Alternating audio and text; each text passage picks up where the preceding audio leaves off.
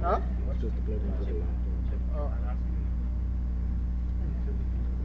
Right, we're ready to begin. If there are more students on the outside trying to register, can you please come inside and then finish the registration at the end? If there are parents outside as well, can you please come inside and have a seat?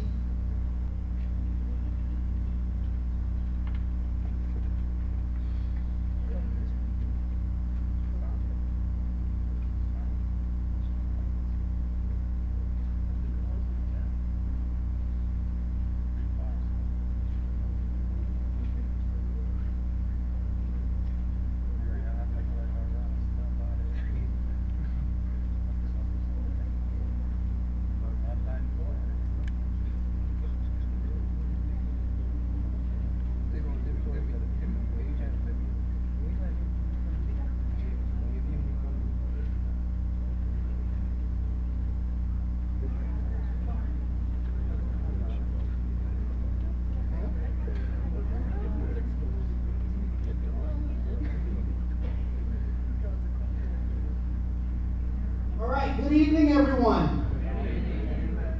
Good evening, everyone. That's better. All right, welcome to the Student Athlete Information section of the 2020 College Soccer Showcase. I'm your captain, Coach Sam, and this is my winger, Coach Shima. Wait, didn't you just call me his wing? And what makes you captain? Well, I'm kind of a very, very popular coach. Isn't that right, audience? Very popular.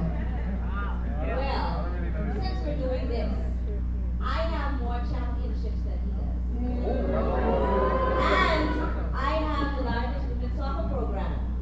So technically, this is women's football weekend in the Bahamas. And the ladies here think that I should be captain. Right, ladies? Calm down, calm down. I got a way to settle this. Let's just get a referee. I've got a coin. We can do a coin toss and we can settle this. Should I be captain or should she be captain? Should I be captain? Should she be captain? I think we're going to do the coin toss. Wait. But before we get started, I want you to stand with me. And stand on your feet as we begin to give praise and thanks. And give a rousing round of applause to God. For He is the head coach. He is our keeper. He is our defender, our midfielder, and the finisher of our faith and football. I see what you did there. Keeper, finisher, midfielder. Keep standing.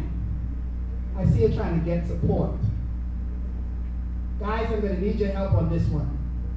If you're here today because you want me to give you a $50,000 scholarship even though I have no money, make some noise!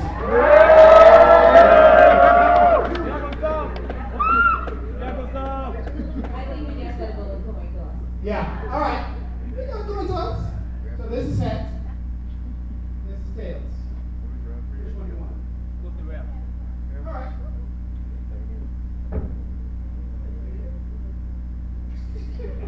Clearly I won. But I'll give him the mic because his players always says that he loves to talk. So I'm just gonna let him go with this for tonight. Okay. All right. So have a seat.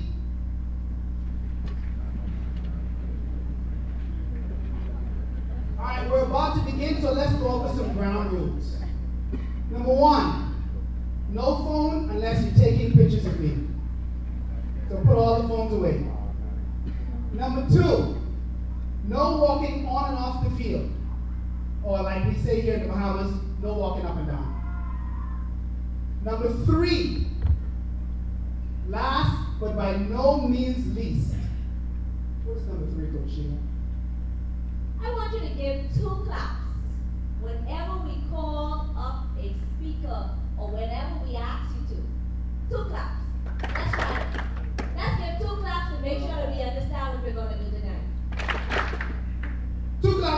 sound. Two claps for Oshima. Good job. Two claps if you're ready to begin. There we go. All right, let's get this lineup started with Miss Shalane Burrows. She is the representative from the Ministry of Education responsible for the Scholarship and Support Department. Ms. Shalane Burrows. Two claps for Ms. Burrows.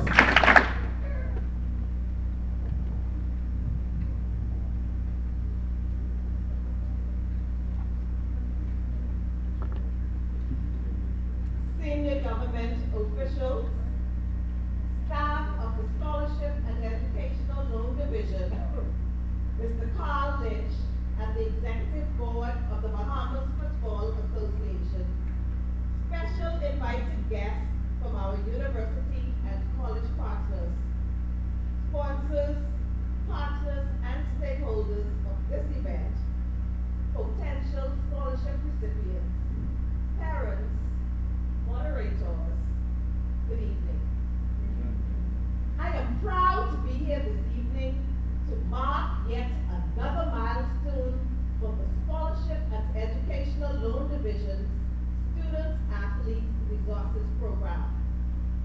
This is the second annual College Soccer Showcase, and it is my absolute pleasure to bring greetings tonight. The Ministry of Education has made a serious commitment to provide our students with additional opportunities for scholarships to tertiary level institutions. At the Scholarship and Educational Loan Division, we understand that these opportunities provide positive change for families, communities, and the country as a whole. In 2013, the ministry provided financial assistance to track and field athletes on partial scholarship who were attending or planned to attend accredited colleges and universities in the United States. This marks the beginning of sports scholarships for student athletes. Academics and athletics go hand in hand. It is my belief that sports instill lessons that are essential to life and complement the lessons taught in the classroom. It can teach values such as respect, discipline, fairness, team building, equality, inclusion, and perseverance. It has the power to provide a universal framework for learning values, thus contributing to the development of soft skills needed for responsible citizenship. At the Scholarship and Educational Loan Division, our mission is to ensure that qualified Bahamian students are connected with transformative scholarship opportunities and resources that will enable the pursuit of tertiary level education, resulting in globally competitive citizens who are nation builders. I commend the Student Athlete Resources and Support Program, in particular, Jarrell Len Mullings, for showcasing our 9th through 12th grade soccer student athletes in the Bahamas, and in addition, the many collegiate soccer student athletes and coaches. Parents and family members, continue to encourage your children to be prepared to make whatever sacrifices are necessary for their success. Coaches, as you train our athletes, continue to reiterate that academics and athletics are necessary for the complete athlete. Athletes, I encourage all of you to make the best of the opportunity provided by this showcase, which is being afforded to you. Thank you to our partner, the Bahamas Football Association, as well as our gold, silver, and bronze partners, along with our community supporters, for making this event a success. Continue to enjoy the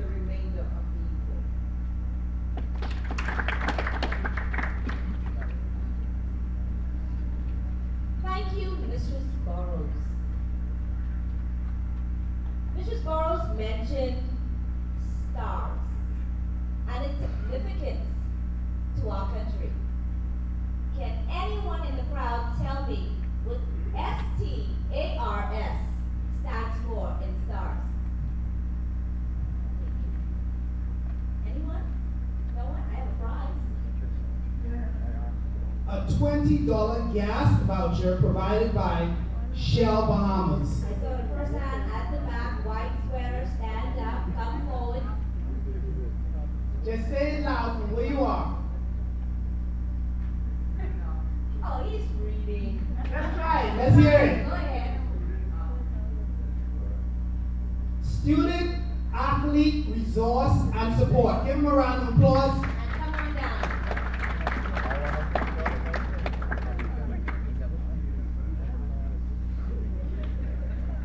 The first step of winning is what? You gotta show up, stand up, be ready. Thank you.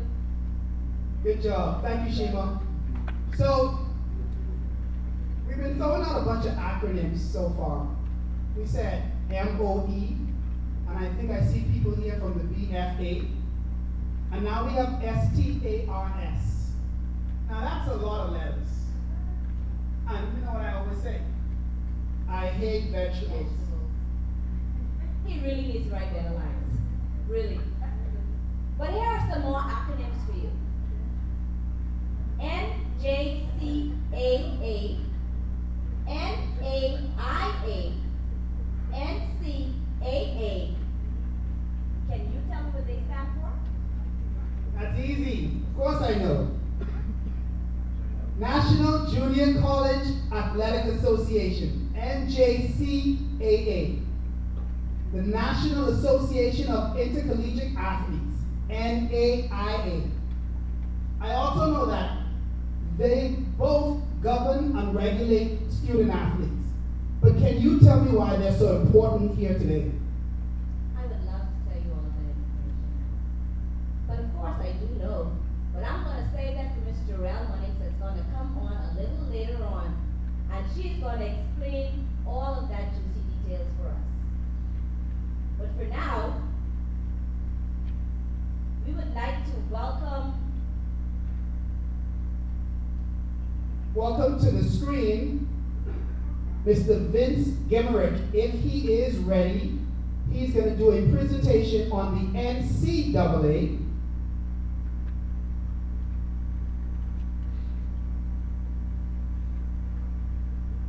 Two claps for Mr. Gemerick.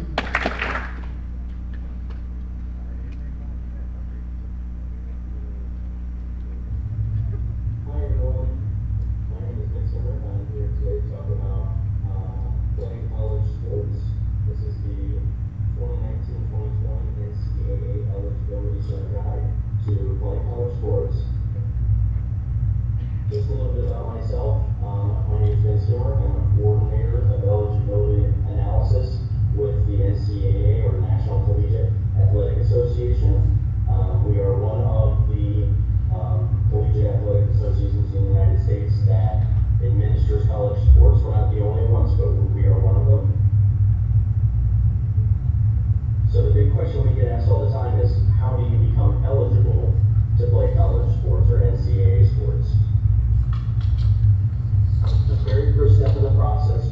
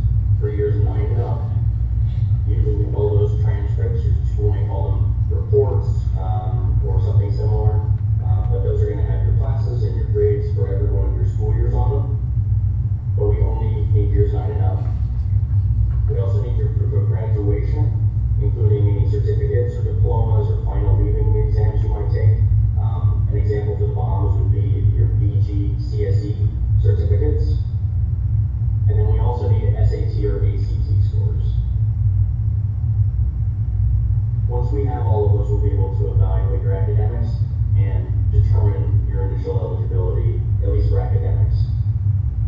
As well as academics, we also evaluate all students' amateurism.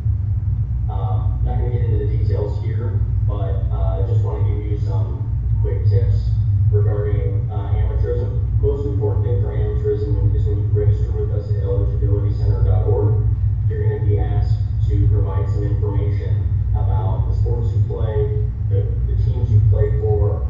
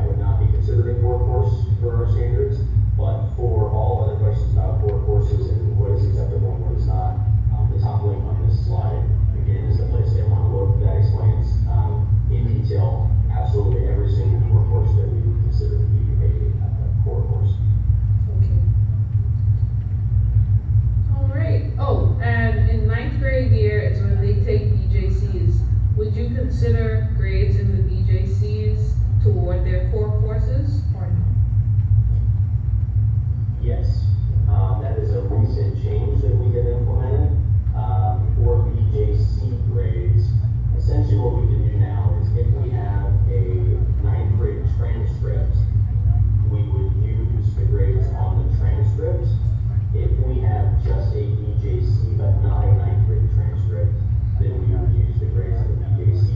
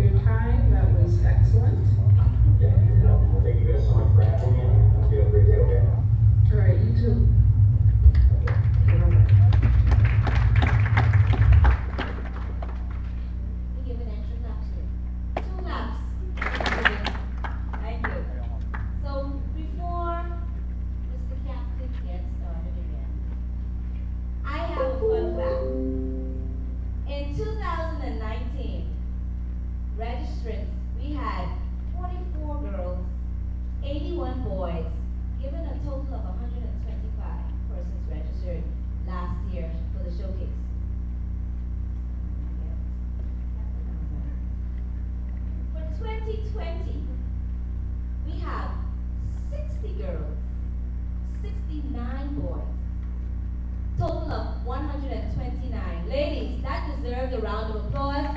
We can give the guys their applause later, but our numbers are increasing in women's football, and that deserves to be commended.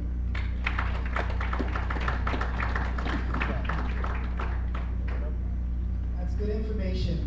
And we got some good information from Mr. Gemrick. If you have questions about his presentation, feel free to step out into the aisle and ask. We have persons here that can answer the questions, so if you have any questions. But one of the most important things that I think I took away is the two paths. And the two paths that he discussed is, one is the transcript path, where they evaluate your transcript against their transcript, and the other one is the BGCSE path, where it's proof of graduation. So parents and students take note. Also, the one about commerce. How many commerce students? How many people here take commerce? Raise your hand if you take commerce.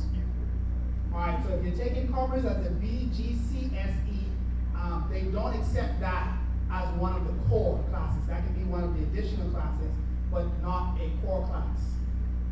Any questions about NCAA? No? Okay, good. So, I encourage you to visit ncaa.org for more information on NCAA and NCAA eligibility. Of course, all of the information that he said is on the website, but it was so important that he tailored it for Bahamians. And we do have a question. Sorry. Yeah. I was expecting someone else to ask a question, but they didn't. Go ahead. So those persons who are homeschooled, how does that work for them?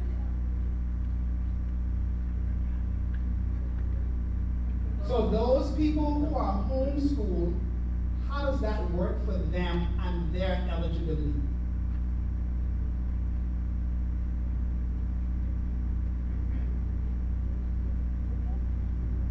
Can you hear me? Okay. Yes. If they're homeschooled, they still have a diploma they're working toward, correct? Yeah, so they still have to send in an official transcript, which they will have, and the NCAA will evaluate that on a case-by-case basis. They will be judged on, will they be taking BGCSEs as well? No? Okay. So they have to make sure that the courses that they're taking meet the core course requirements for the NCAA. And you should be having a handout real soon, and it has all of the core courses listed in that handout. You're welcome. Are there any other questions? Okay, I have a question, off topic. Raise your hand if you've ever taken medication for a migraine or for a headache. Raise your hand and keep it up. Raise your hand if you've ever taken medication for an allergy. Raise your hand. Keep the hands up, keep the hands up. For an allergy. All right. Raise your hand if you've ever taken medication for like a stuffy nose or something. Raise your hand. Now look around at everyone with their hands up. There is a slight chance, very, very slight chance, that you could have taken a substance that's banned in NCAA competition, NJCAA competition, or NAIA competition. Isn't that scary? It's so important that we understand what we put into our body as athletes. So one of the other websites I want to encourage you to visit is the Anti-Doping Commission's website. They're not here today, but it's so important as athletes. It's your responsibility when you go to the doctor that you ensure that you know what's going on with your body. So we're going to come back to the anti-doping. But now let's look at how you train your body without the use of banned substances. Who's better to ignite, transform, energize you than a certified master trainer? Let's give 2 claps for Mr. MacFit 360 himself, Jimmy Mackey, CEO of MacFit 360.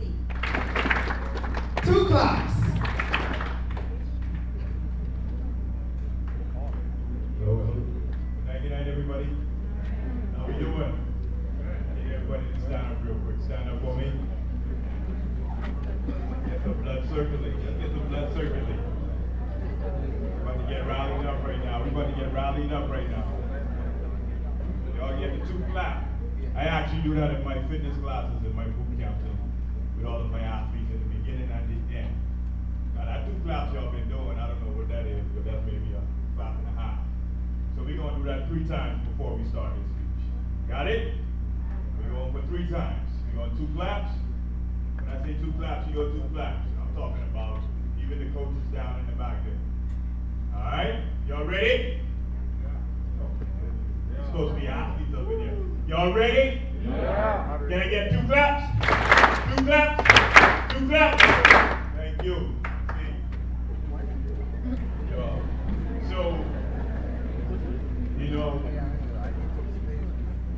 before I go into how to get ready mentally and physically for that next level, which most of you when you're pretty much in high school you have aspirations to take it to the next level, which is college. I just want to go over my story, and kind of where I came from, my background, and how I ended up right here today. Jarrell, we actually came, kind of like the same era. I'm 40 years old, by the way. She's a little younger. So just to put it out there. I was born and raised, grew up in Camp Road. My father, grew up in Palm Beach Street. So I kind of was in between both, growing up as a kid. And, my story is no different from anybody else's story here. Maybe some of you, cut from a different cloth, but, I'm human just like anybody here. We all have the same opportunity, going to school, getting a good education, have parents who care about us. Some of you live in a single parent home, there's no excuses. I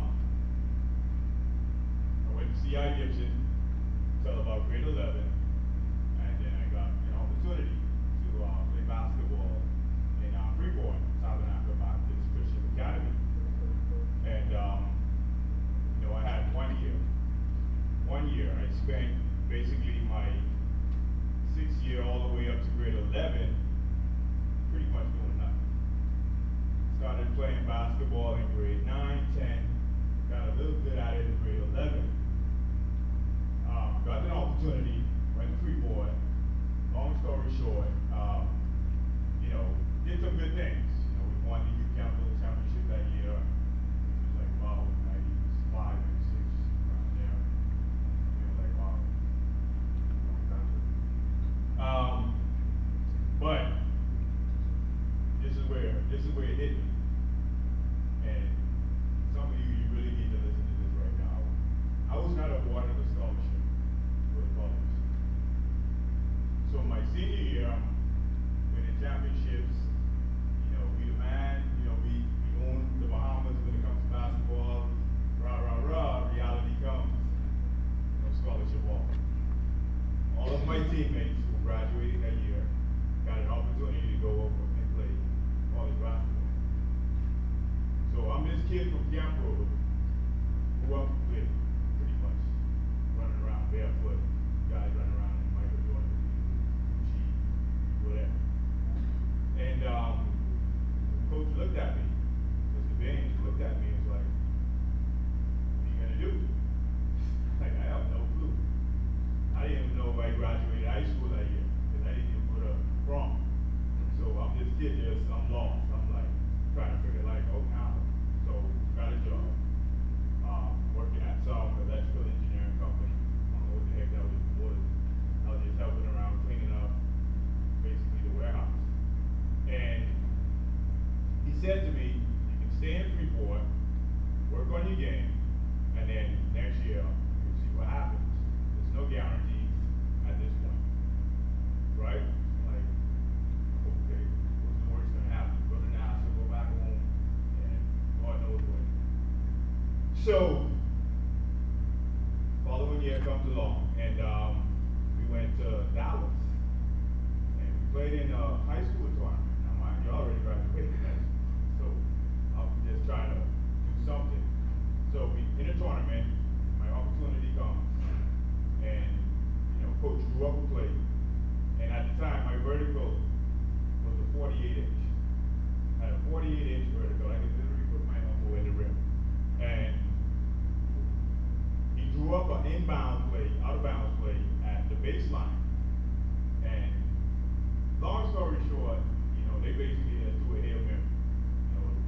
boundary, threw the ball up, jumped over like 9 guys, dunked the ball. The university coach ran on the basketball court. Like, he literally ran on the court, went to my coach and said, "You want to give him a full scholarship?" So I got a full scholarship from that one opportunity, because I seized that moment. That day was my fault. Like, I felt that. And some of you young athletes out here, you know, I get the passion, I get that love, you know, I want to be the best athlete, but it takes time. It's a process, and I'll get to that. So, went to school, man, yeah, I'm from the Bahamas, you know, I was speaking that Bahamian dialect, people looking at me like, what are you saying? That kid. And, you know, long story short, you know, we practiced it, we scrimmaging, you know, the smaller school, like the junior colleges. And I can remember one game, my very first game, had 9 dunks. 9 in one game, and that was like the first half of the game. And the coach was like, "Who is this kid? Like, what's going on?" So let's fast forward now. We in the biggest game of the season. We playing against Oklahoma State University. They made it to the Sweet 16 that year. That's where they had this kid by the name of Desmond Mason. And this kid maybe had like a 90-inch vertical. Like, he's just bouncing all over the floor. I'm like, who is this kid? So, sold out crowd, sold out arena. Think about maybe 10 to 15,000 people literally on top. And I went up for a shot, 3-point. Now we're getting beat like by 90 points at this point. Literally we're getting that much work. So I went up for a shot, and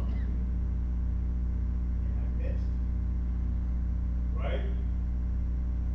Time out. I'm looking around like time out. The coach runs on the court in the middle of the floor and said, "Don't you ever shoot my ball again. Ever."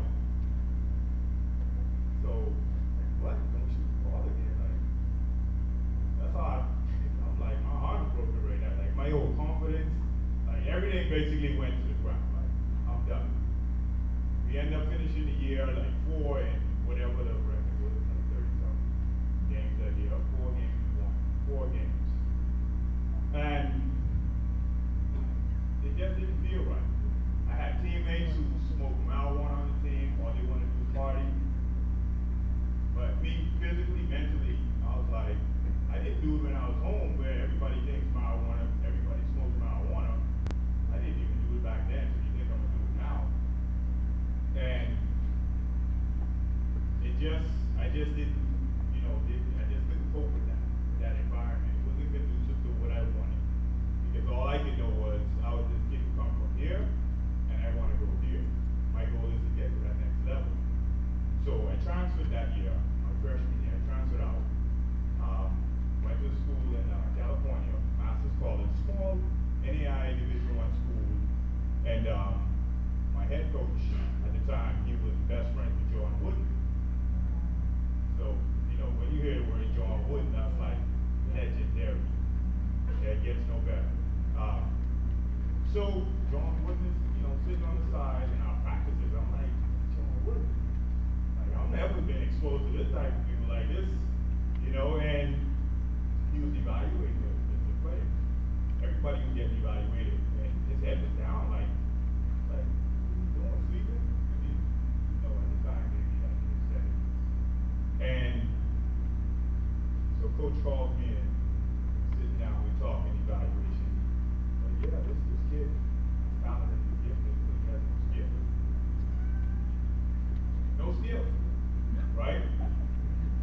I can take that as a good thing or a bad thing at this time. And it hit me. Like, if I want to be the best, I have to be able to take these criticisms and make the best out of it. So every day I got up, 5 a.m., 4:30 a.m., I was in the gym, I was working out with the shooting coach, working on my game, doing all the necessary things that I needed to get better. Because every year, a freshman comes in and they have this attitude of, I want to take this team over, right? This is you right now. Yeah, I want to go to school. I'm going to be the best on the field. Nobody can touch me. But guess what? Everybody's thinking the same thing you're thinking right now. So you better get your mind right for real. So let's move on. Yeah, went well. Made it to the national tournament for the first time in, like, maybe in school history. Leading scorer on the team. Made All-American honors that year, and it was great. Now, I want to become a pro athlete. That's my dream now. That's my next step. So how do I get there? Now I have to hire an agent and, do whatever it is I have to do. So my coaches, come together and say, hey man, I got an agent, I got a guy who's going to try to help you get to the next level. So, long story short, I moved back home, school is over, got a call.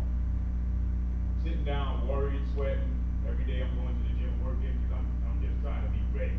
Because I learned from high school, college, like, I have to prepare myself for this next level because I don't know what's coming. And got the call, hey, Jimmy Mackey, yeah. I was like, okay, yeah, you're going to Portugal. Now, who's the best player in soccer right now? Who? I'm talking legendary. Ronaldo.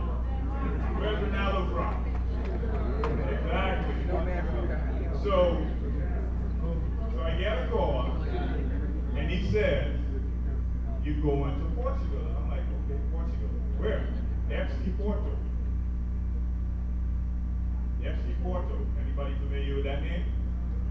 FC Porto. Look it up. Do your research. So FC Porto is the best, well at the time, the best soccer club in Europe. In Europe, not in Portugal, in Europe. They won the UEFA Cup that year. They won pretty much every single division that year. And I was a part of that because I went to that club. They have a basketball club, they got the kids club, they got, you name it, they have those teams. And I used to see this guy on TV all the time, young kid, trying to figure out, like, who is this guy? And it's actually Ronaldo at the time. He's young, like, just like you kids right here.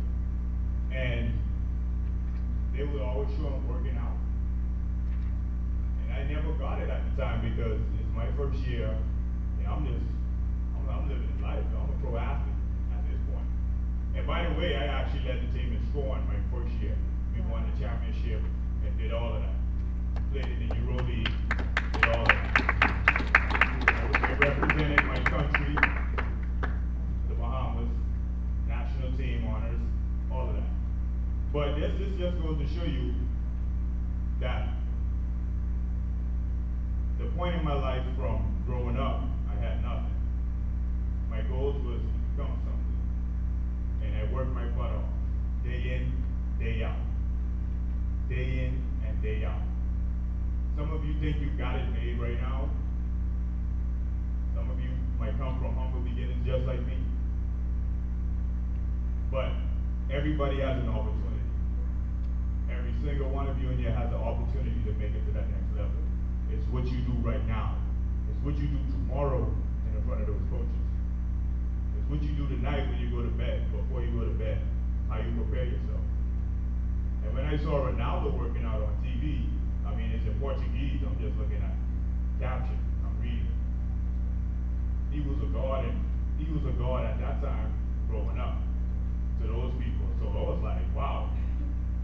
And the long story short, Wall Street crash, everything went haywire. Sponsors started pulling away from teams. Now what do I do? So moved back home, well, I moved to the US, started doing personal training. I was all over the place. I was unstable, still single, just trying to figure life out, working at this gym, working at that gym. And, so long story short, I had a dream, life after sports. If they don't teach you that in the NCAA, they don't teach you these things in classes. Like the reality of being an athlete and after. But if we talk on performance, that's a whole just hit me that I love training, I love working out. I love dealing with people, I love helping people. So that's where the dream of Mac came. And now today, we're opening facilities, not just in the Bahamas, but we going global with this. I love training athletes, so I wanted to create an environment that's going to be conducive for you, the future. So we have a facility about to open right here, over 17,000 square foot. It's designed for the athlete in mind.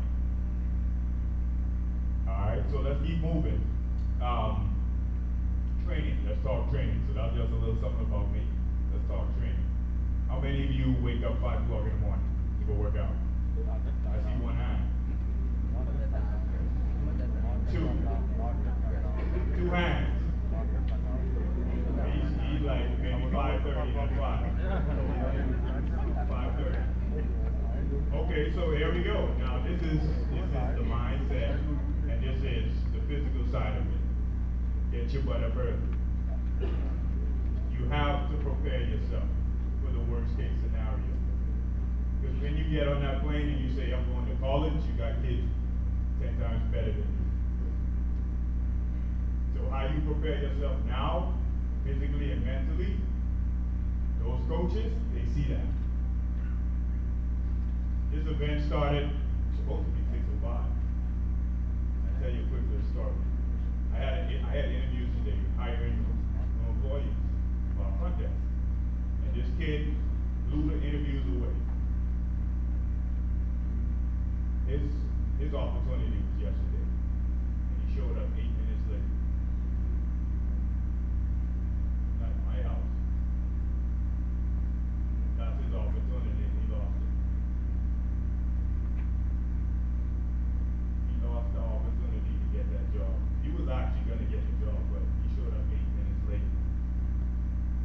Lesson learned to you athletes, get your butt up and show up an hour and a half early.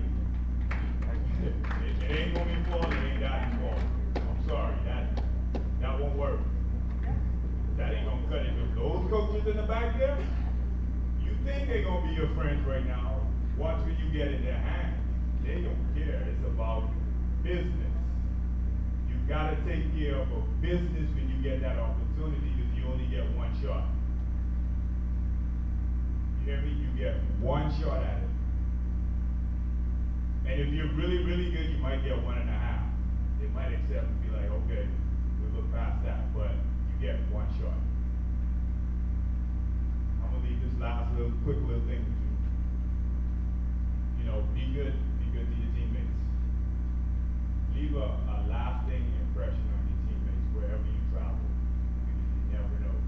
Everywhere I go now, I network, I talk to people, I can get anything from anybody, wherever I go. Don't be that athlete who's the star athlete and then you're just a snob to your teammates. Don't do that. Nobody likes that. Coaches, they don't like that. They love talent. They gotta give you that opportunity, but when you start showing out, they don't like it. The world is changing. It's smaller now. People see what you're doing. Alright? Make sure y'all eating right. Make sure you're sleeping. Stop drinking up all that soda and thinking in school, some of y'all might even tamper with, alcohol or something. Please, young athletes, listen. You only get one opportunity. Don't be that guy who has all the talent in the world, then when you show up at those guys' doorstep, they're like, I'm sorry, man, but we good. There's 1,000 more of you. So I can go pick somebody else who wanna fit in, who wanna work hard, who wanna get in the weight room, who wanna eat right, who want to prepare themselves for the game, and the game before, and the season after. Those are the athletes those coaches want. And I'm giving it to you real. I'm not making up speech. I can't even look at my phone anymore because it's coming from here. I've been there, I've done that. I've been there, I've done that. If you take one thing from me today, take that from me. Show up. Show up. Be that kid who's going to be the best. Show up every day. Listen to those coaches. Go to school. See the requirements. Got to get your grades. I don't have a degree. But in the next few years, I'm gonna have a master's degree. Because that's my goal.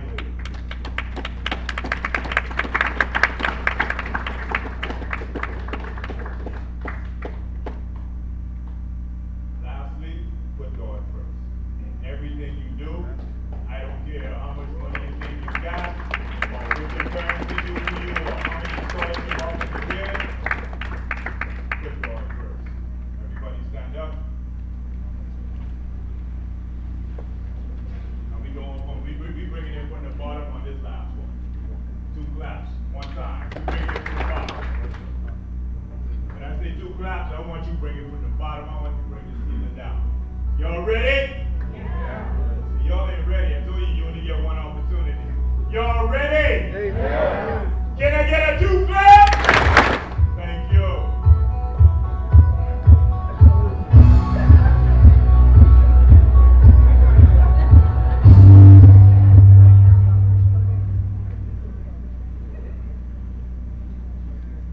Thank you very much, Mr. Mackey. I know I'm inspired. I should have invited him up to get it started with the 2 claps, because his 2 claps was kind of stronger than mine. But then he's kind of a little bigger than me. All right. At this time, I would like to invite via phone Miss Petra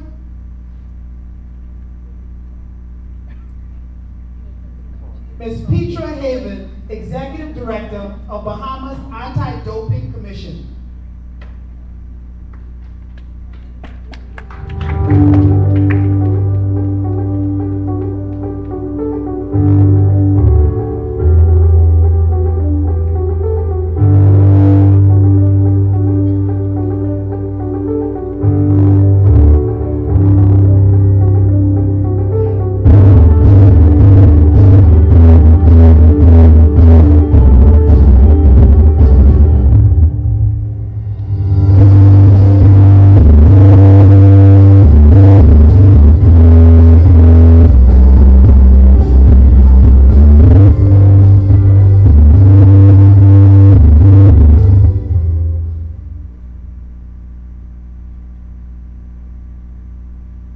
Okay, thank you. I apologize. I didn't mean to say via phone. I meant to say on-screen presentation. And again, we encourage you to visit the Bahamas Anti-Doping Commission's website for more information on lists of banned substances for athletes. It's very, very important that you athletes, student athletes, visit that website.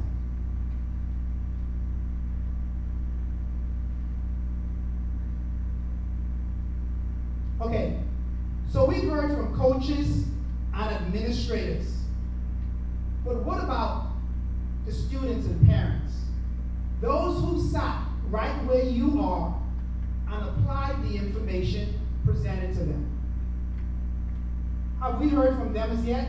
Where are they now? What are they doing? Hopefully before the end of this session, we'll get to hear from a few of them and parents about their experience with the STARS program. But right now, I would like to invite our coordinator of STARS program, Ms. Jarrell Munnings. 2 claps for Ms. Jarrell Munnings.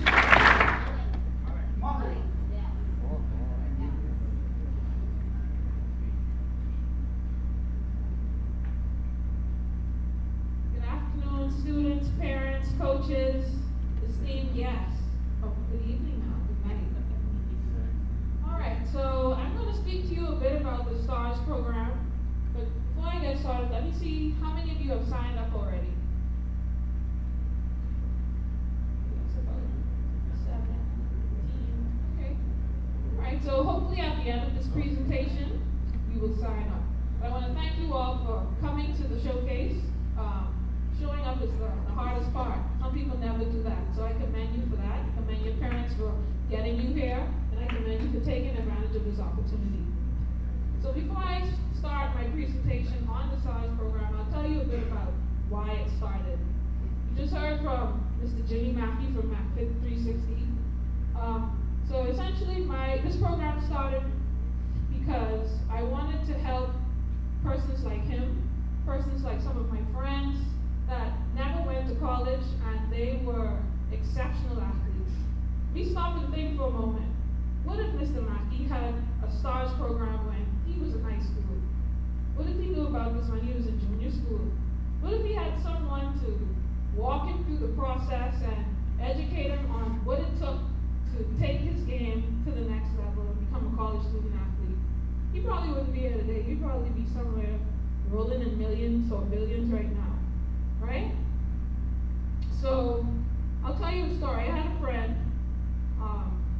when I moved back home in 2007 from college, and I graduated in 2006, and I went to the gas station and I saw him. And I hadn't seen him since we were maybe in the 10th grade, because that's when I left and I went abroad. And this guy, he won so many championships in high school. He was decent academically, but again, tremendous athlete. Why was he at the gas station and why did I have a degree? He was much better than I was. I had an opportunity to go abroad to complete high school, and I can tell you, it was different. I went to one of the top academic and athletic schools in the United States, Riverdale Baptist, where they had a college-going culture for student athletes. By that, I mean 90% of student athletes in that high school got athletic scholarships when they graduated. We don't even know what percentage of our student athletes get scholarships. I called the schools and I'm like, how many of your students went to college? How many of your student athletes went to college? They can't give me data. So that's going to be my next assignment, building data, doing some research. But wouldn't it be good to know that? Wouldn't it be good to say, okay, I went to St. Augustine's College and 90% of the athletes in this school, in my school, went to college? Or I went to C.R. Walker and you know that just because you're playing sport there, you're going to end up in college, right? So this program is about creating that culture. So this is our mission. It's simple. We want to help you to go to college using your athletic gifts while empowering you to become strong leaders on and off the playing field, in this case, your soccer players. But the ultimate goal is to help you to integrate into society as successful, contributing citizens. So this is the game plan. We execute our program using three main strategies: academic and athletic advising, so making sure you have the correct SAT and ACT score or knowledge about them, BGCSEs, and educating you about the NCAA and NAIA clearinghouse, film and stats, making sure you take advantage of exposure showcases such as this one, maybe even going abroad to a few, and also educating you about the recruitment process. Leadership training, developing self-awareness, those things that take you far in life, beyond what playing athletics can ever do. So making sure you develop that part of yourself as well as mentorship. So when you join this program and you're successful, you then become a mentor. Because I can tell you, you can go to college and become a success, but if you don't have that mentorship, you're going to make a lot of bad decisions. I didn't have this program when I navigated my way to college. And I ended up going to college on a full scholarship. I went to North Carolina A&T, where I played Division I basketball. And because I played basketball on a scholarship, it opened so many other doors. I have 2 master's degrees that I never paid for, just because I picked up a ball, right? And if I could do that, you definitely can. And you have the support in place now to do so. So, again, I won't claim to be a savior, I'm not. This process takes a lot of work. I mean, these are the key players. The Bahama Stars program is simply the impetus to get the ball rolling and get this thing going. So we work along with, of course, the student athletes, national federations, and I must commend the Bahamas Football Association. They are one of the more progressive federations that we have in this country. I presented this opportunity to them and they were on board immediately. No pushback, they just jumped on it and how can we do this, how can we make this happen, and how can it get better every year. As you can see, last year was a 2-day showcase. This year it's 3-day. We added the Women's Symposium. It's growing. We also work along with high school coaches, high school guidance counselors, parents, and college coaches, and also admissions counselors. So in the Ministry of Education, we have several partnerships with universities. So a lot of the work is done behind the scenes for you. We have agreements with schools so that in addition to your athletic scholarships, you can also tap into other funding that the school may offer. Those of you that have stellar grades, you're also able to apply for Ministry of Education scholarships. And before you know it, you'll have a full scholarship. Sadly, soccer is a head count sport. By that I mean they don't offer that many full scholarship awards. The coach is given a set amount of money and he divides it up however he chooses throughout his team. Basketball is different. They're offered full rides at the Division I level. But soccer, it really pays off if you have good grades because you may not get a full athletic scholarship, but if you get a partial athletic, a partial academic, or 2 partial academic scholarships, you can still end up with a full ride. And I know every parent wants that scholarship, right? College isn't cheap. So this is how the program is executed. You sign up for the program. We advise you both athletically and academically. Because I'm a team of a very small number. Many of you know Spanish, uno. So we do a lot of training online webinars. I take advantage of opportunity because it helps me to reach masses. And then we track you and mentor you through the program. So this is the outcome. This is what we want to see, the vision of the program. For all Bahamian student athletes to graduate with a plan for college and beyond. And we've done that. This is our second full year that we've had the program. And last year, after the first full rotation, we had 14 student athletes that are now college freshmen. You'll hear from about 2 of them tonight, and they're going to tell you about their experiences. So these are our college soccer student athletes. All of these young ladies attended the showcase last year. You'll hear from 2 of them, Savannah and Mikkel. They are doing exceptionally well in college. They're averaging collectively a 3.5 GPA. And they're studying chemistry, biology, business. I mean, no joke. They're getting it done. These are our male soccer athletes, Rashawn Hamilton, Tevin. Oh, they got fans. Again, they're doing phenomenally well. I know Rashawn has over a 3.5 GPA. Tevin is in Canada, doing exceptionally well also. These are some of our track and field athletes and some of our basketball student athletes. So this is the criteria for the program. Be in the 9th to 12th grade, be a member of the school's team, and have a desire to play in college. Oh, and have a cumulative GPA of at least a 2.0. So we're hoping you're in the 9th grade and you come to us with a 2.0, so by the time you graduate, you'll be well above that 3.0 mark. So please sign up. The deadline to sign up for this year's cycle is February 29th. That is the website, scholarshipsbahamas.com/stars, and that is my contact information.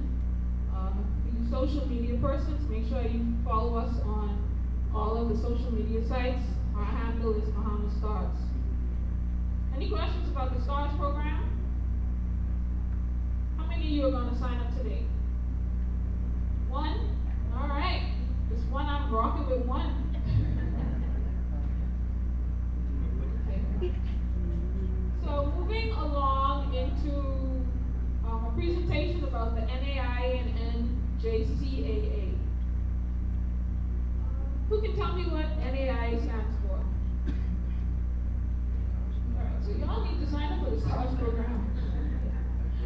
So I'm going to educate you on these divisions. But before we start, let's go through this quote. The path to participating in athletics at the collegiate level begins with the knowledge and tools necessary for success in the recruiting process. The STARS program, that's what we provide you, the resources and the tools you need to be a success. So in college in the U.S., there are three major collegiate divisions. There are also more in Canada. So the NCAA, the NJCAA, and NAIA. We'll talk a bit about, you heard about the NCAA from Vince earlier. So now we'll talk about two other divisions, the NJCAA and NAIA. So NJCAA, better known as JUCO, it stands for the National Junior College Athletic Association. So this is I actually started off playing at JUCO. I believe Jimmy, you started there too, and that's where you transferred? Okay, no, he did an NAIA. Yeah, I started off at JUCO, Miami-Dade College, in Florida. A lot of people have a misconception about junior colleges. They think that it's a step down, but really it isn't. It can be a step to the step up, and that's what it was for me. I started there, I had a phenomenal experience.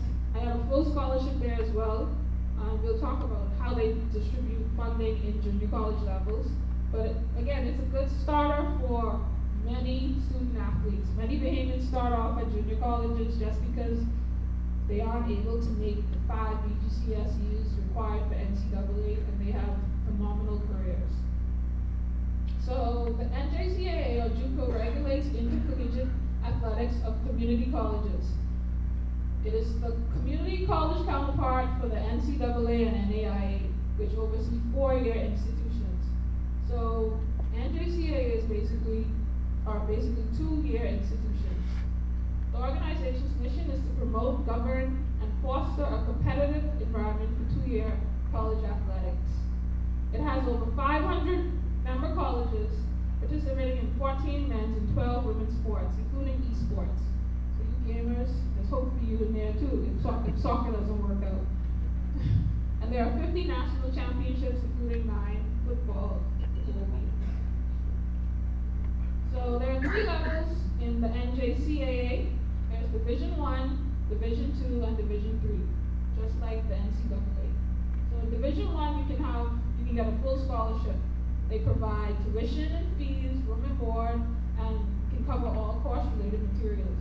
At Miami-Dade, again, I had a full ride. We didn't have on-campus dorms, so we lived in an apartment right across the street from school, and it was basically almost like a real university experience. Division 2, you can get tuition, fees, and books, but they don't cover your housing. And in Division 3, there's no athletic award available. We actually have junior colleges here. Dodge City, he was here last year, and he's here again. So make sure you stop by and speak to the coaches if you have more questions about NJCAA. So even though Division 2 and 3 don't offer athletic scholarships, even though junior colleges may not offer athletic scholarships, they can still compete in junior college Division 1 or 2. So that's something too, when you start getting recruited from schools, you have to ask them if they are able to offer funding, because some do and some don't. Some JUCOs offer the typical college experience of living in a dorm, some do not. I shared my experience with you. But they are a very economical way to start, your journey in transitioning to a 4-year school. They don't have a letter of intent program that the NCAA has. So once you start, if you sign, they do have a letter of intent program, sorry. So if you sign with a junior college and maybe a 4-year school comes to recruit you after, you can basically void your commitment to go to junior college and attend the Division 1 or Division 2 or 4-year institution. So you're not locked in. NAIA.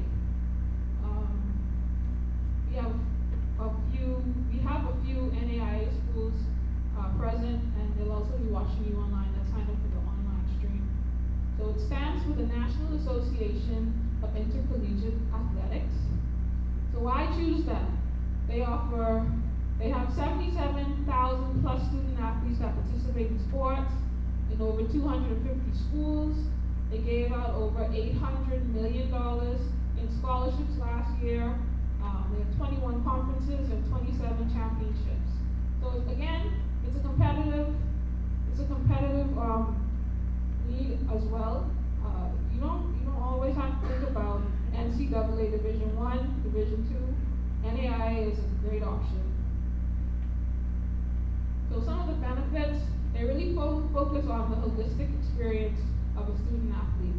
At least on paper they do. But the truth is, when you go to college, those coaches really want you to win. They really want you to succeed in the classroom, and like Mr. Mackey said, it is a business. But the perception is that it's a more holistic experience. They really focus on building your character, as I mentioned earlier. So this is a snapshot of NAIA, the International Student Overview. We have students from over 190 countries participating in sports there. You also have to complete a clearinghouse, just like the NCAA. The fee for that is $150. The fee for the NCAA is also $150. I think he mentioned that in his presentation. But at the junior college level, there's no clearinghouse. Once you have a 1.75 GPA and above, once you get into the junior college, you're able to participate. And that can come from various forms. You can get a GED, but again, there's no clearinghouse. So this is the NAIA clearinghouse. This is a new system that they'll be implementing in 2021. Right now, you can still send your transcripts directly to them to be evaluated for you to be cleared. But after January 15th next year, you will have to send your transcripts to this company. And your handout explains this in detail. So if you have questions about the NAIA, this is the direct number and contact. They do respond, so take advantage of it. ECI International at NAIA.org, and their phone number is listed. So I know I went through that very quickly, just because there's so much information when it comes to clearinghouse and the eligibility center. We could be here literally all night. So do you have any questions about any of the levels, NCAA, NJCAA, or NAIA, or even the STARS program? All right, y'all are experts, y'all know everything. Okay, well, thank you for your time.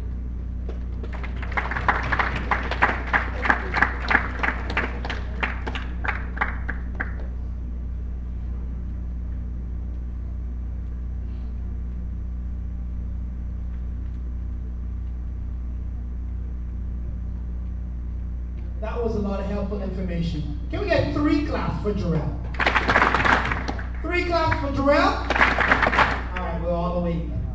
So, now we've heard from the administrators, coaches, about the different aspects of the student-athlete section of the program. But like I said earlier, what about the students that have participated, that have been here, that have sat here and listened to these stories and have applied them? What happened to them? Like, where are they now? Well, today we have 2 of them.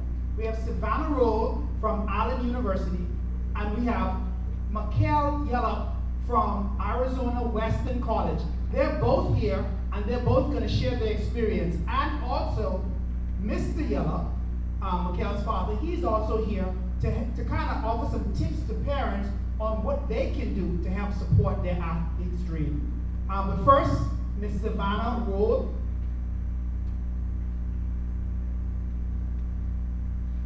Two claps for Savannah.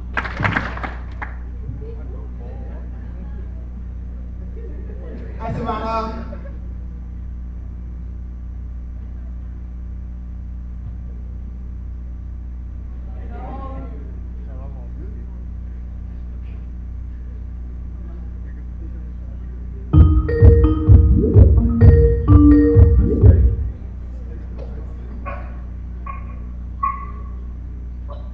Can you hear me? We can hear you. Okay. Hello. Hey, Savannah, how are you? I'm okay. Just hanging out in the dorms? Oh, There you go. Hi, Savannah. Everyone's here. Just say hi to everyone. Hi, guys. All right, so Savannah is at Allen University, and we just want you to share a little bit about your journey and a little bit about your dream.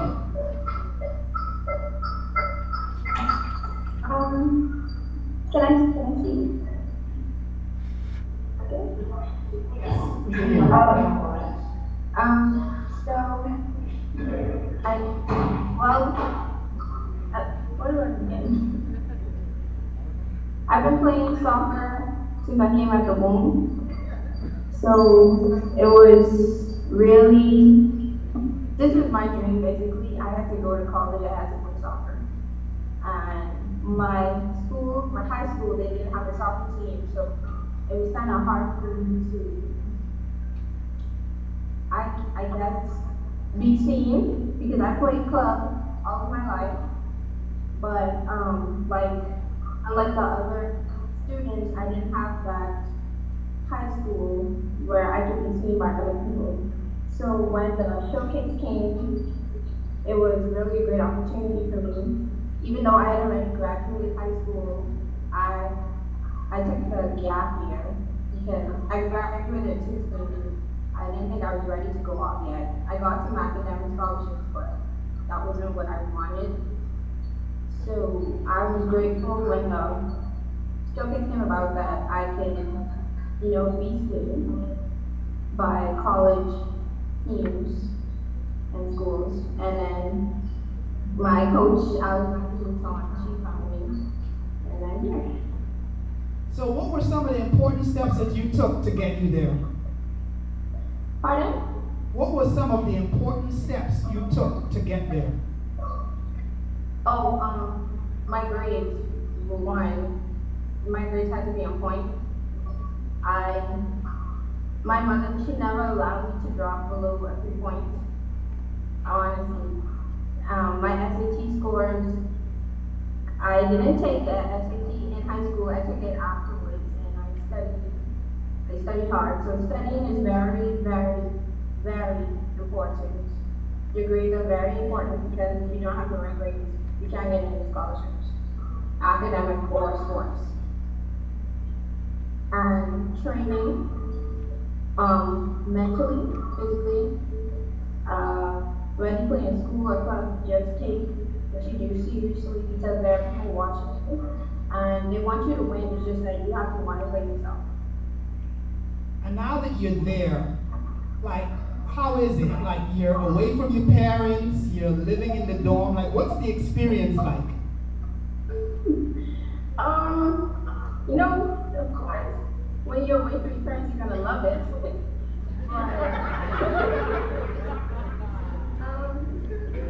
Training is, I get up, I have training 3 times a week. I get up at 6 a.m. Sometimes I don't go to bed till 2 because between training I have weights, and I have lunch and I have to practice, and study all the time. So, it's all fun. You have fun on the weekend, you have fun when you can. Nobody says don't have fun, but take your schoolwork seriously, take training seriously, because if you don't, then you don't want to get kicked off the team and you don't have a scholarship. And how is it working with new teammates? You said you played club all your life, but now you have new teammates. How is it gelling with the teammates and the coaches at your university? What did you say? How is it gelling with the new team and your coaches? How is it unique? Gelling.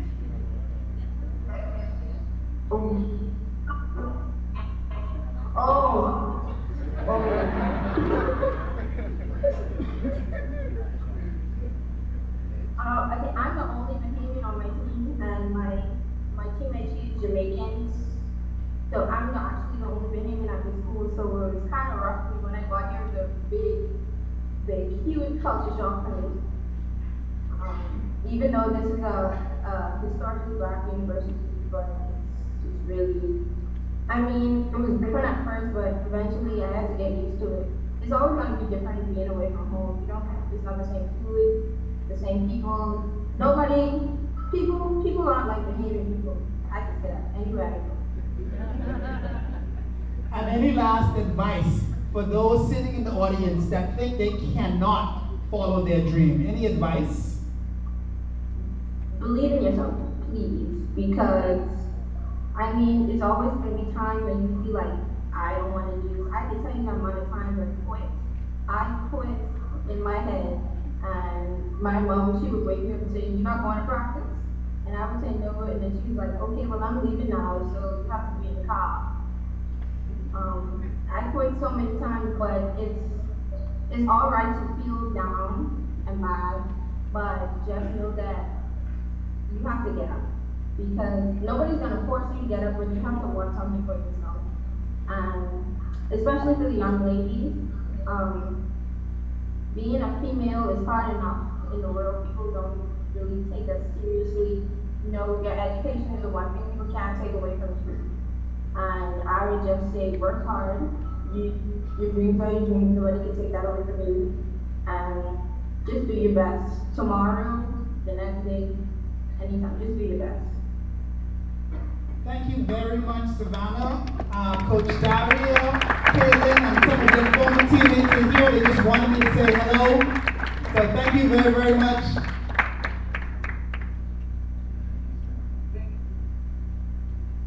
Share with them. You have something else you want to share with them? Oh, don't come to America and think everything's sweet, because everything's Thank you, Savannah. Give her a round of applause.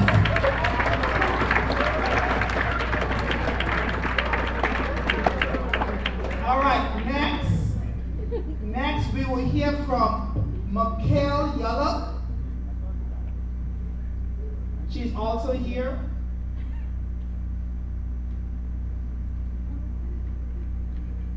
All right, so while we bring that up, Mikhail is from Grand Bahama, and she last year participated. Grand Bahama in the house? Yeah. All right, she participated in the showcase as well, and she was afforded an opportunity as well. And so we will hear from her, and her father is here as well, and he will be sharing some information, parents. Actually, so while we wait for her, let's ask her father, Mr. Michael Yellow, to come and share his experience of being a parent of a student athlete. Mr. Michael Yellow. Now, I know he's not a soccer player, but let's get 2 claps for Mr. Yellow. There we go. Good evening, ladies and gentlemen. I am Miles Michael Yellow, father of Mikhail Yellow. And I was asked to speak to you today about parents' job in assisting with this whole experience. And one thing I can tell you, there's no better feeling than when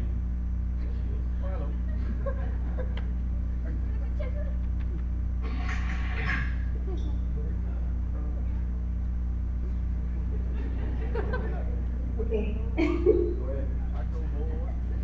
Hi, honey. Hi, Daddy. And that's the first thing every student athlete says when they get home. Hi, Daddy. All right. So, Mikhail, we have your father up here, and he's sharing some of the experiences of being a parent of a student athlete. So let's just kind of help him out. What were some of the things that he did that really helped you? He was, I could say that he was very supportive whenever I needed him. He was there whenever I needed him to talk me to practice. He was there. Some practices he would sit and watch, kept yawn. But he was very supportive. That's one thing I have to say. All right, so we want you to hold a second while he finishes giving his advice. You got some time? Yes. Okay. Sure.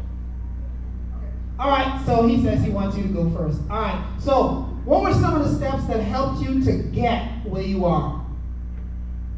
some of the steps. Sorry. Yes, some of the important steps that you took to get where you are. One thing I can say is you putting in the extra work, because sometimes, well, majority of the times, I have to get up at 5 a.m. to go to practice or the gym to prepare myself in order to be eligible to play at a collegiate level. So that really helped a lot rather than just practicing the usual times as everyone else. But putting in the extra work did help a lot to prepare me. All right, and we're hearing a lot about these 5 a.m. practices. Is missing practice an option? Like, can you sleep in and just skip it? Definitely not. My coach is in the crowd. She can tell you that I could never ever miss practice, mainly because she had to pick me up, but no, that was not. All right, and how is it now that you're with a new team and you're starting to build relationships with your coaches and fellow players? How's that working? Honestly, it was very easy. The teammates that I have, we're like sisters, we're like family. That made it very comforting and welcoming to the team. And we all get along on and off the field, which is very good. Awesome. And what do you want to say to the people in the audience? I know you have something that you wanted to say. My speech? Go right ahead. I just want to say that the program is honestly a great program. I want to thank you all so much for this opportunity and for having me. I want to encourage a lot of you athletes, upcoming athletes, to give it your all, give it your best, play your best, feel like no one's watching, be open-minded to new things, try new things on and off the field. Remember to stay focused, remember what you came to do, and just give it your best. Awesome. And is there anything you want to say to your coach, because she is in the audience and she's listening? Hi, Mooney. I just want to say thank you so much for your hard work and dedication and believing in me. Whenever I'm like doing a drill or like playing, she'd tell me like, I believe in you. And just that line they have is like so motivating, and I just don't know. It's just, I can't thank her enough for what she's done and how much work, effort, money, everything she's put into me alone as a player. But I really appreciate her. Modesty knows. I'm about to cry. Thank you, Mikhail. A grateful Mikhail. Thank you. Give her a round of applause.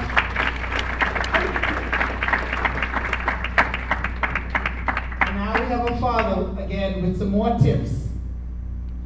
Okay. Well, like she said, she lived in Grand Bahama. So every summer she would spend with me in Nassau, and she played on the national team.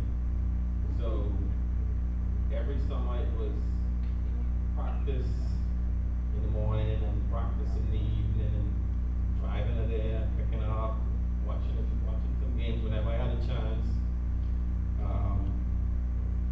Making sure she had what she needed, cleats,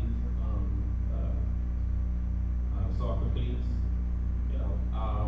But I feel like I had an advantage because growing up, I was very athletic as well. I ran track, I played soccer, I played golf.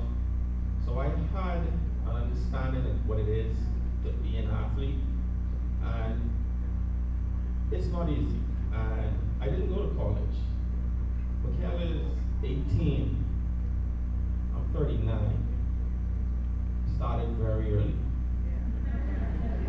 I've had opportunities, and I have nobody to blame but myself for not going off, or not taking advantage of the opportunities I had. I was into fast cars and girls, and there she is. So, but I'm not going to college or going off to school. It makes you really appreciate when your children have an opportunity like this. I have 4 kids. She has a brother who's 17. He's in the track and field. Hopefully, he'll, take advantage of his opportunities as well. But when the show, actually, Simone, our coach, last year in grade 12, they were planning to go to Orlando. They were planning to go to Orlando to participate in soccer showcases abroad. And I had already paid for a ticket for her to go and everything. And my wife saw Stars program in the newspaper.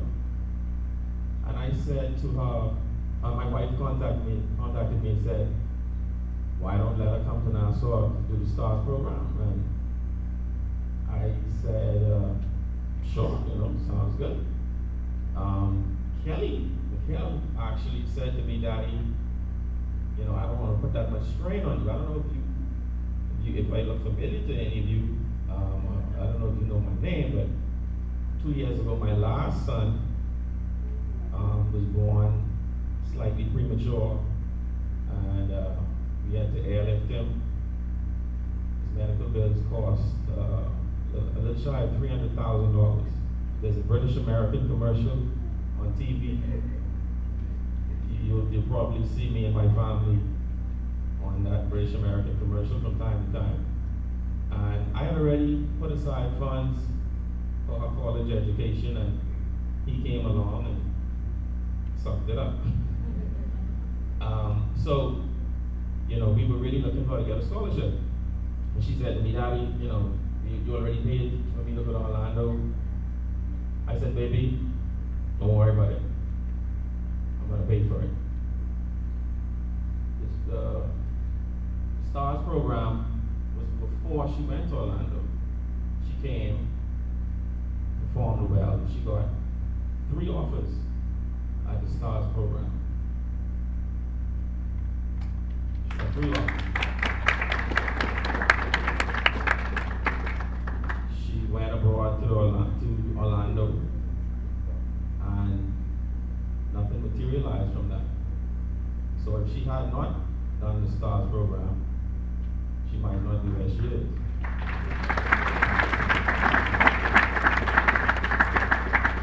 But Mikkel was always very focused. She always knew what she wanted. She always had good grades. I never had any problems with her. She was always very focused. So having the good grades as well as the athleticism really made it happen for her, But so she got accepted to Arizona. I knew it would be different for her because, like I said, I played soccer. I didn't go to college, but I've heard stories from friends who went off, and I know it's different. It's not island soccer. You're playing with kids and coaches from different parts of the world, and you may think you're the best, and you go there, and you're surprised. Soccer in the Bahamas is something that's just, well, I wouldn't say just, but when I was playing in 1999, in the 90s, it was really just taking off. There weren't opportunities like now, There was nobody got soccer scholarships back then. Everything was track and field or basketball. Nobody got soccer scholarship. And I knew it would be different, and I knew it would be much harder for her because you go into the States and you're playing with kids who played from out the womb. You'd be playing with kids who came from countries. Most of her, a few of her teammates are from Ghana. That's all they do. They don't play basketball. They don't play. They don't do track and field and stuff. It's soccer. So they're on a different level. they're much more, they're on a different level. So when you go there, it's easy to get discouraged or, to not be noticed. But as a parent, wow. She got accepted to Northwest Arizona, which is in Yuma. Now, Kelly always knew she wanted to go away. She didn't want to nowhere too cold, and I think she wanted to go to Florida. She didn't want anywhere too cold. So when she went online and said, okay, where's Yuma?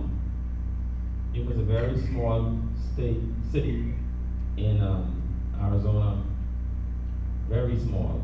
It's very hot, very, very hot. And she looked online, she's like, Daddy, there's nothing to do there. They don't have any malls, I think she wanted to go to New York. She thought it would be this experience like, the big city.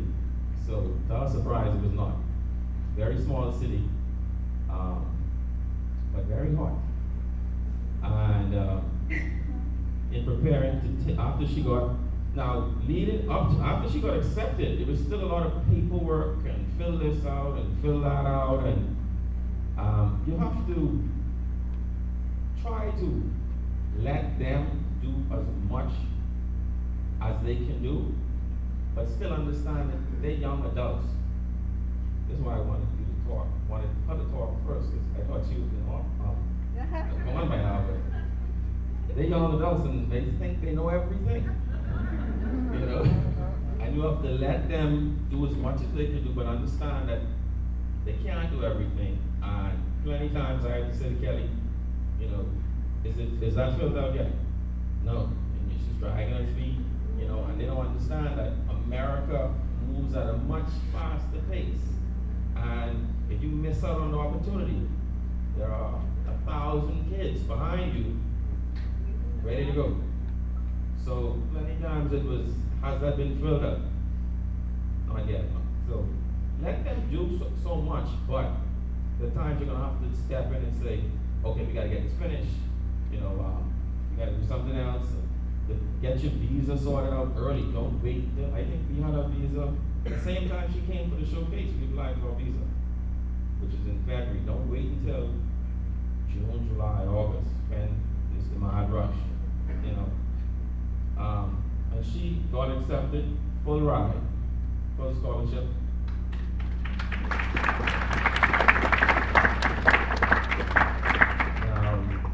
With that, you still have to get her there. You still have to get her in her dorm. You still have to make sure she has everything she needs. You don't want to go in there with a laptop that's extremely slow, and she's frustrated, can't get her schoolwork done. You want them to make sure, you want her to have what she needs, new clothes. You want her to be comfortable, you want your kids to be comfortable. So that right there is an expense. It cost me almost $5,000 just taking her there, getting her in a dorm, clothes, tickets, laptop, everything. And you don't want her to be distracted by if she's not comfortable, so I made sure she opened a bank account before she went away. I don't know about you, but I have bank accounts with almost everybody, and Scotiabank seems to be the card that's accepted more, than anywhere else. So she has a Scotia card. I tried to open a bank account with Royal Bank, and they gave me an application, but this still didn't happen. But make sure they have a bank account, a way to send their money to, if possible. So we got her in, all the paperwork done, time to go to school now. She had to be there a month in advance to practice, to start practicing. And listen, they said it was hot, but not till you get there. 124 degrees. What? Cassidy. My chain was burning my neck. It's that hot. It almost broke my heart to leave her there practicing in that heat. I was really afraid. But she wanted it. She wanted it, and nobody can want it for you. You have to want it for yourself. Your parents can talk to you all day. If you don't want it, it ain't gonna happen. You have to want it. Trust me, I can talk to you because I had the opportunity and I didn't take advantage of it. I didn't want it. I was preoccupied, I was distracted. Okay, now it's not the end of the world. I still did pretty okay because I worked hard. There's nothing, nothing illegal. But trust me, I have apartments, I have a home, and it's because I worked hard. I would do plumbing, I would do electrical. I had a knack for computers. Right now I'm doing solar. I will do anything that's honest because I have to, because I didn't take advantage of the opportunity I had. Also, don't be afraid to talk to your children. Don't beat around the bush. Be real with them. I told my daughter point blank, boys are the devil.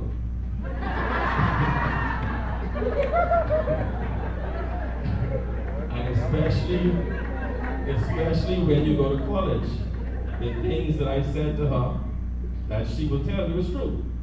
Especially boys in college. They are the devil. They plot on young girls.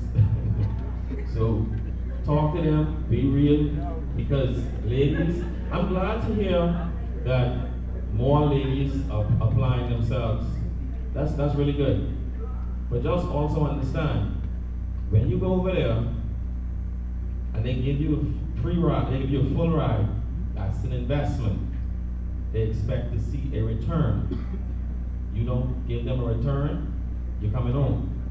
And you go over there, you skylarking with the boys or whatever, just remember, the boys are going to continue to go to school. You may end up coming home. Okay?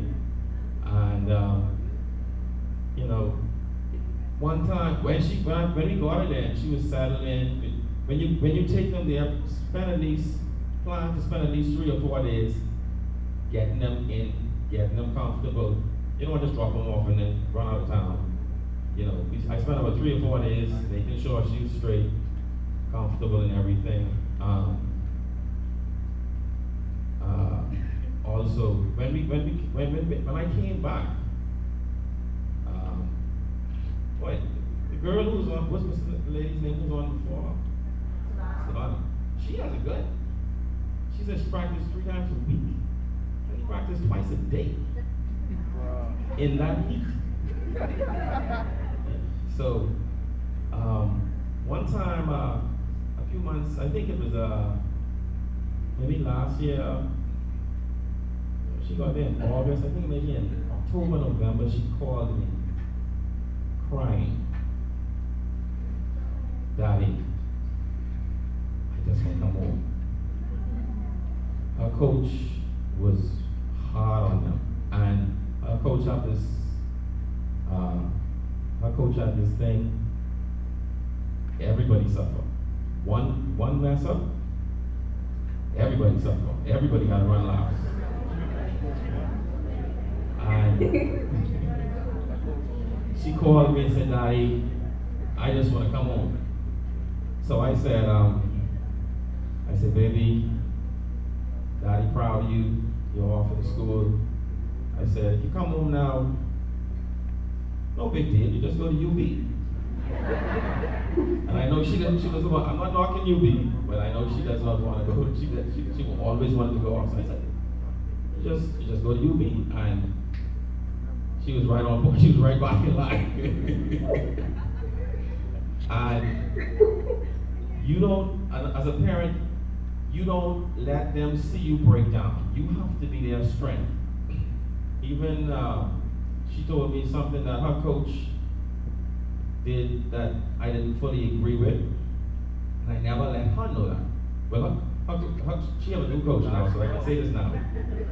They just got a new coach, but there was something her coach did when she first got there, and I was like, I don't like it.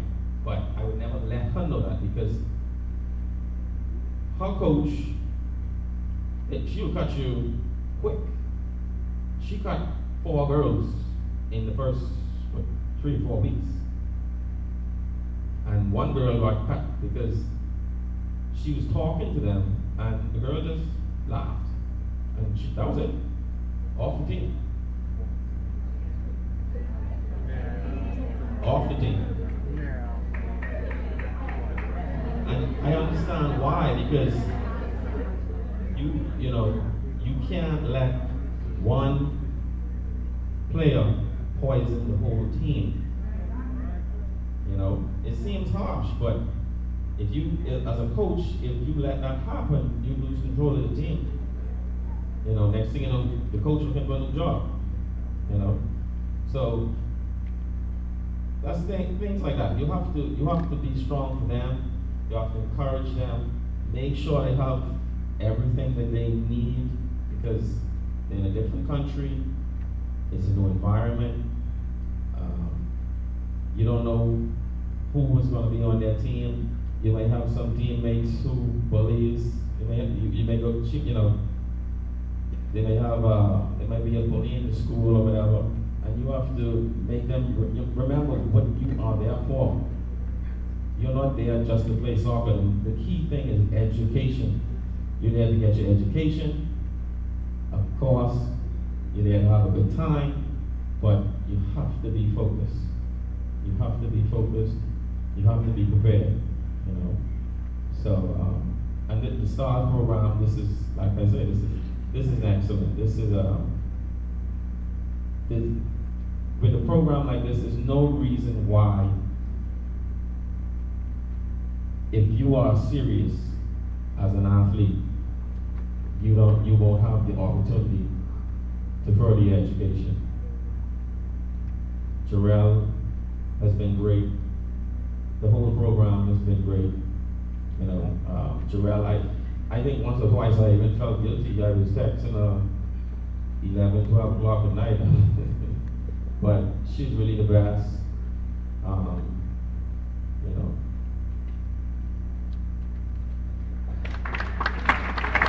right. Thank you, Mr. Yellow. Thank you, Mikhail. Any last words? Any last words? No, I think he said everything. All right. Well, thank you. Get back to your studies. It was good seeing you. Let's give her a round of applause.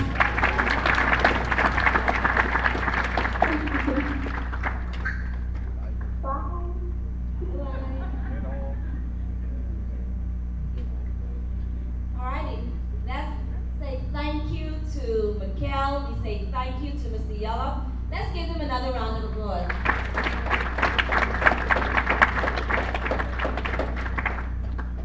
So at our club, I work with travel teams and national team players who are preparing for travel and for competition. So I know the scary thoughts students have when it comes to applying for a U.S. visa. The myth of applying for a U.S. visa is difficult and being approved is almost impossible. It's just a myth. And if you don't believe me, here comes Miss Angelina Wilkinson, Counselor Section Chief, Embassy of the United States. So let's give 2 claps for Miss Wilkinson as she comes and speaks to us from the U.S. Embassy. Hi and good evening. How is everyone? Okay, so I'm not that scary. You can see me up here. I am one of the people that when you come into the embassy, I'm one of the people behind those big shiny glass walls that you see. I'm not scary.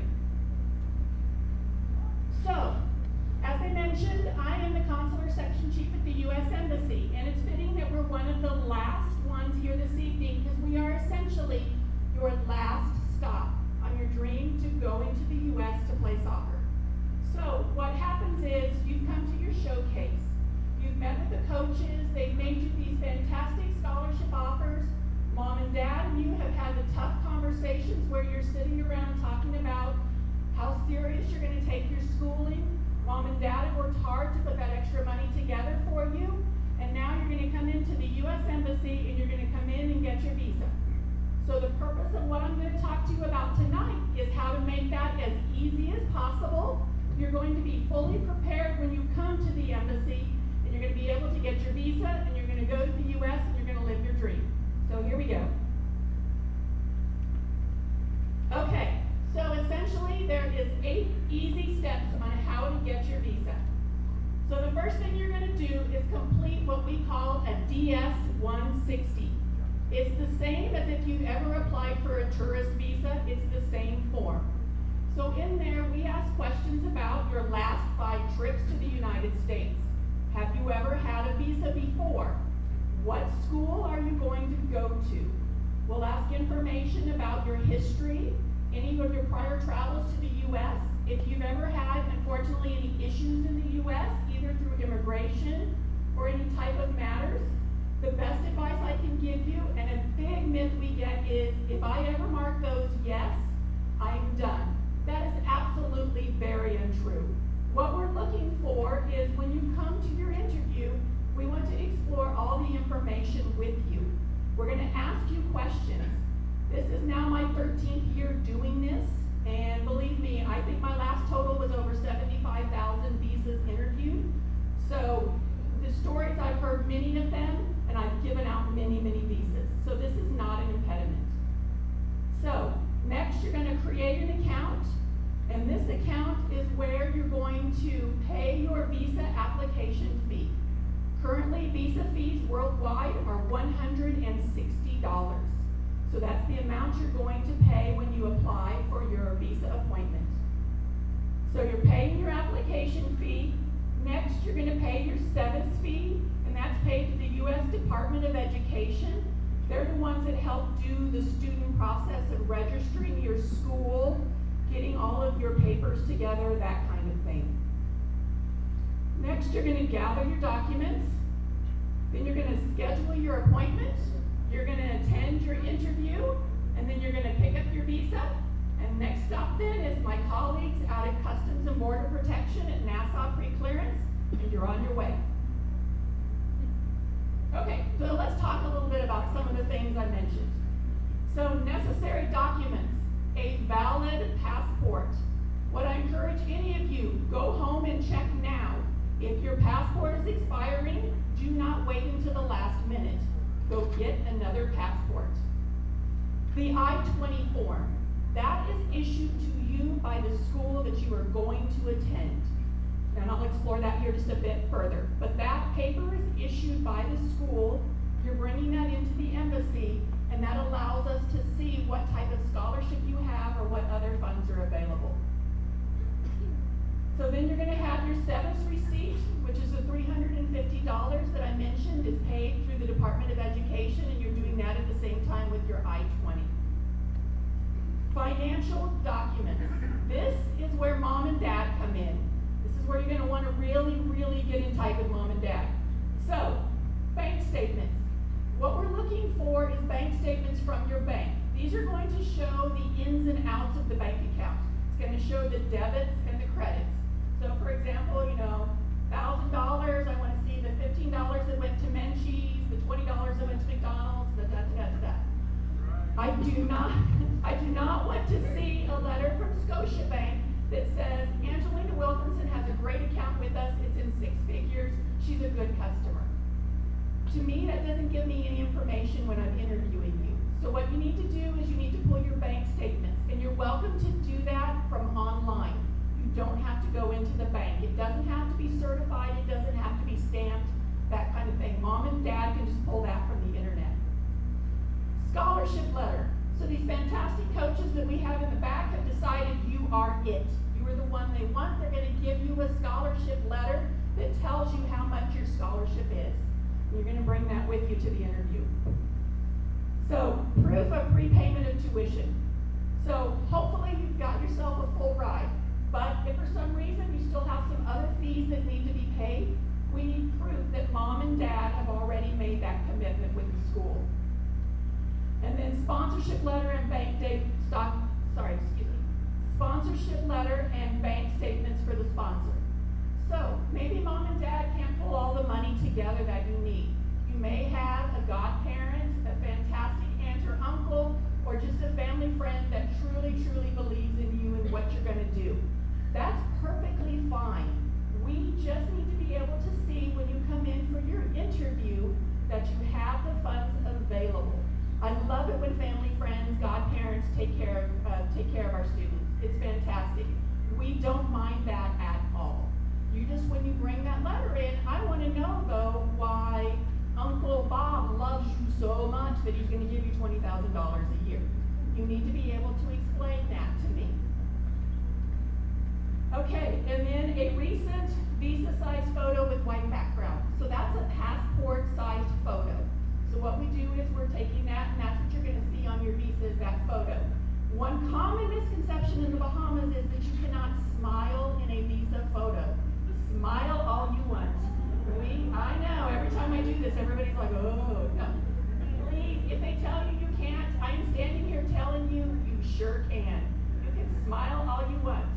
And we prefer that because some people look so grim in their photos. We want you to smile. You're happy. You're getting a visa. Smile. Okay, so the DS-160 confirmation page. That's where it comes from your SEAC. The one I told you about that you're filling out all the information about all your travels to the U.S., mom and dad's information, where you're going to go, your flight plans, all that kind of stuff. At the end of filling that out, you get what we call a DS-160 confirmation page. So the I-20 form that you're going to see here, all of you that are going to the university in the U.S. are going to be what's called an F1 visa applicant. We have another class called M1 applicants. Those are usually individuals going to flight school. So not too many flight schools have soccer programs, but F1 is what you're going to be going for.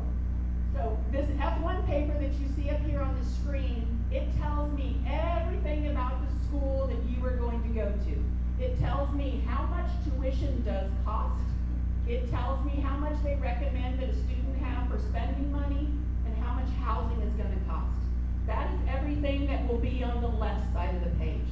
Everything on the right side of the page then has all the information about how much money you are bringing to the table and how you're doing so. So it will tell me scholarship $15,000, money from mom and dad $5,000, total cost is $20,000. So what I'm looking for is asking you about the $5,000. Another myth is that you are going to 4 years of school and you have to prove to me at the moment you come to the interview that you have every penny for all 4 years. So if school costs $25,000, the myth is you have to come to me and prove $100,000. That is totally untrue. What we're looking for is that you have the funds available to pay for that first year of school. So in the scenario I just gave you where it's $20,000 and you have the $15,000 scholarship, I need to see that you can make up that $5,000 that's left over. That's what you need to bring into me, and I need to be able to see that. But you do not have to prove all 4 years. We may ask you what your plans are for second, third, and fourth year, and it's fine to say, well, mom and dad are working on that, but mom's, got the account, she's putting in $200 every month, that's perfectly fine. Another misconception is that my parents can't take out loans. If parents are willing to take out loans to pay for your school, bring that documentation into us. I am not part of your family financial affairs. What I'm looking for is that your family has thought this out, you have the funds to pay for it, and that you're going to pay for it. Okay, so once you've paid that $350 fee to the Department of Education for your I-20, online you will get what's called a SEVIS receipt. So those of you that are doing the math in your head, it's $350 for the I-20 and $160 for the visa fee. So this SEVIS receipt is generated once you pay that fee online, and you'll bring that in with you to the embassy as well, and as well, we have that in our computer systems. Okay, so I talked a little bit about financial documents. So, you have to prove to us that you have immediate access to the funds. Bringing me the mortgage to your house is not immediate access to the funds unless you're not planning on living in it anymore, and I don't know where you're gonna live. But you need to show us that you have immediate access to the funds. So it's gonna include the tuition, room and board, and other expenses for the first year. You must also demonstrate access to funding for your expenses for subsequent years. And that's where I talked about when I'm asking you in the window, so we got first year covered, you know, what are we thinking about for second, third, and fourth year? It's perfectly fine to say, you know, we've got the savings plan going, my uncle has promised to pay for my second year if I maintain a 3.5. What I just want you to do is walk through it in your head, literally have the conversation with yourself. And here in a minute, I'll give you basically kind of a sample interview of what we're asking when you come to the window. Okay, so here we go, the interview. So what's gonna happen is you're gonna go online and schedule your appointment. On the day that you come to the embassy for your interview, you cannot be more than 15 minutes late. We are very, very strict about this. So if your appointment is at 9 a.m., you need to be there before 9 a.m. If you show up after 9:15, we'll ask you to reschedule for another day. So there you go. I've given you all the warning. We have people constantly coming up to us and going, I'm just a half hour late, I'm just this or that. No, we have a great demand for our appointments. So you need to make sure that you're on time. So here's what we're doing. When you come in, you're gonna walk up to the window, you're gonna hand me your passport and your forms, and I'm gonna look at them and go, wow. So my favorite is, I went to school at Wichita State University on a scholarship, so that's my school to use. So you're gonna walk up and I'm gonna say, why did you wanna go to Wichita State University? And you're gonna say, well, because I want to play soccer. Okay, well, why did you pick Wichita State University? Every person in this room is gonna have a different reason why you chose that college. Many acceptable answers are, I've had other family members that have attended there, I love their program, I want to study political science, they have a great political science program.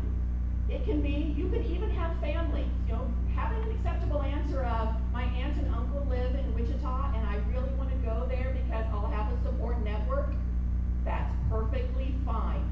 But what I want is, before you come to this interview, you need to have that well thought out in your mind. Because I'm going to be standing behind the glass, and I want to hear from you why you want to go to this school. I cannot tell you the numerous amount of times that I have had students come up and I will ask them why they want to go to that school, and they'll say, because my mom said I have to. No, that is not an acceptable answer. Mom is not going to class for you. Mom is not going to be there to cook your breakfast. It is you. You need to tell me why you picked this school. And like I said, for each person that's going to be a different answer, but you do not need to look at me like a deer in the headlights like it's the first time you've heard me mention that. So before you come to this interview, even if you need to kind of think through it many, many times, that's going to be the first question you're going to get. So next then, after that, we're gonna look at you and keep going on with, you know, tell me about how you're planning to pay for school. And before that, you should already know, you can say, well, my mom's gonna pay for it, and here's $5,000, you know, in our bank account, we've already got it set aside. I'm gonna ask you where mom or mom and dad work. You need to have that information for me. If you're going to have another individual, like I said, godfather, uncle, someone else pay for your schooling, you need to be able to tell me a little bit when I say, you know, wow, the school costs $50,000. How can your uncle be so generous? I don't really know what he does. No, you need to be able to tell me my uncle owns XYZ distribution company or whatever. I don't need every financial detail of him, but I need for you to at least give me the bare basics. Okay, so sufficient social, economic, and or family ties to compel the student to return. So you're going to go over, you're going to get this fantastic education in the U.S. I need to know what after you're done with college? An acceptable answer is, I'm gonna come back to the Bahamas, I would like to go to grad school, I think I might wanna go do X or Y. Again, everyone's gonna have a different, separate answer, but I need to know that you're thinking about that. I need to know that you have thought through what's gonna happen next. Now, I know you're all 18, 17, 18, like that. There's a lot of variables, there's a lot of things going on, but you need to be able to talk about what your future's gonna hold for you. So, common missteps, missed documents. Come to the interview with everything. When you leave here tonight, if you go out and you're like, oh, I know she told me all this stuff, go to our website, and I'll have our website here as one of the last slides. Everything I told you is in there. All the different things that you're gonna need. Not a credible student. We are gonna ask you about your grades. If you had a 1.0 GPA in high school and you didn't take it seriously, how am I to know that you're going to be taking college seriously? So you need to be able to talk to me. Now, saying that, I know that we're not all 4.0s, 2.75 sitting right here. So what I need for you to do is be able to talk me through why your GPA is that way. I'm not looking for 4.0s, but I do need to know that you're a serious student. So lack of knowledge of the academic program. I talked a little bit about this. So if I ask you why you want to go, and you say, oh, you know, it's a great party school. You know, I really want to go to Wichita State because I've heard it's the best party school. Really? No. What I want to know is, what academic program are you looking at? You should know by this point, when you're coming in for a visa, some of the classes that you're going to be having your first year. So we're going to ask you about some of those things. So, failure to enroll by the date specified. So on your I-20 form, and all your coaches and all the people at the school will tell you when you need to report to that date, whether it be a month ahead for soccer practice or the day that classes start. It is on the form, and they will send you multiple communications. If you're coming into us a week after school has started, it really, really causes me to second think if you're a serious student. So abide by those dates. I will tell you, we consider students to be our top priority. When it starts being student visa time, and even currently right now, students will never wait more than 1 or 2 days for a visa appointment. I will tell you, I had 10 scheduled yesterday, and I think we had 3 of them filled. Once we start getting into student visa time, we will book 50 appointments a day. We reduce our tourist visa numbers to make priorities for students because you are our priority. One thing too, once you hit the U.S., you cannot work. Please, please remember this. You cannot go down to McDonald's and get a job. You cannot go out, you cannot work. Now there is one thing you can do. If it's through the International Student Office, sometimes you're allowed to get on-campus jobs, but those are authorized by the university, and they will make it very clear to you that it is allowed under your student visa. You won't be guessing. Okay, so here's a little bit of information that I talked about with the websites, and I think we can probably leave this up for a few minutes so you'll be able to see some of the different websites that we have. The biggest one on top, it says Embassy website. That is our U.S. Embassy Nassau website. So that has all the specific information about U.S. Embassy Nassau. The rest of them, we have travel.state.gov, which is the State Department's main focus address. So you'll be able to see all of the travel warnings worldwide and all the information.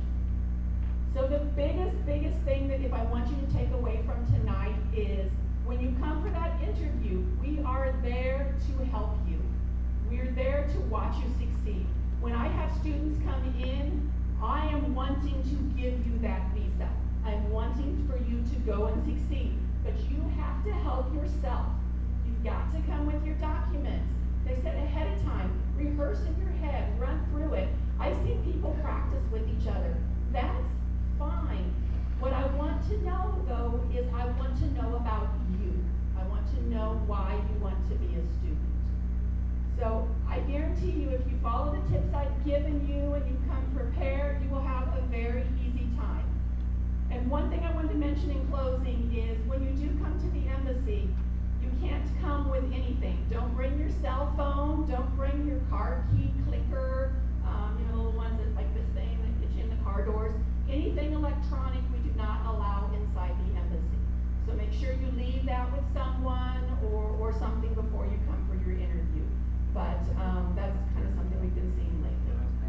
So just in closing real quick, when you're coming in, just make sure that you've got everything, you're ready to go. We're your last stop, you're gonna get that visa, you're gonna go, you're gonna play your 4 years, you guys are gonna come back here and you're gonna wow everyone. So I just want you to know that we are here to help. I'll be in the back and I can answer questions.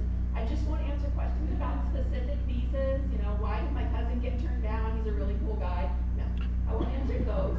But I will come if you would like back there and you can ask me any questions about how our process works or that kind of thing. So, but I've been a part of Bahama Soccer for 3 years. Thank you, Daria. Yay. And it's been fantastic. So I just want to thank you guys for allowing me to come this evening and good luck. Thank you, Ms. Wilkinson. Now that process isn't scary at all, is it? 8 steps. So everything that you've heard today is about the student aspect of us being a student athlete. But tomorrow, is the athlete section. And that's where you really have to show up and shine. In fact, to encourage people to show up and shine, we were speaking to Mr. McFit 360, and he has promised that the 2 top recruited athletes from tomorrow's showcase, and of course Jarrell will work with him to put the parameters in place, but the 2 top recruited athletes tomorrow, he will offer you a scholarship to McFit to get you ready for preseason. So you got recruited, and now you're being trained by the best to get ready to go and play with the best. That's amazing. So we have some of the coaches here tonight. And when I call their name, we're going to give them the grand welcome with our 2 claps. We'd like to welcome from the University of the Bahamas, Coach Dion Gadet, head coach, men's soccer. From Abraham Baldwin Agricultural College, Coach Alriza Sisman, head coach, women's soccer. From Dart City Community College, Coach Stuart Bordy, head coach, women's soccer. Coach Oscar Zalia, head coach, men's soccer. From Holland College, Coach Brandon Eagle, assistant coach, men and women's soccer. Richard Bland College, Coach Damian Westfield, head coach, men's and women's soccer. From Southern University, Coach Jeremy Fontenot, head coach, women's and men's soccer. Now let's continue clapping for them as they continue to walk up.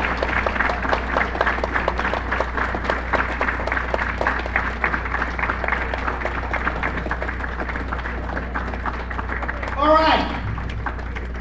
So we still have a lot more prizes to give, and we're almost at the end.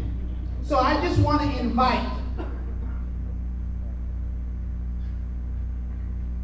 8 students to come up.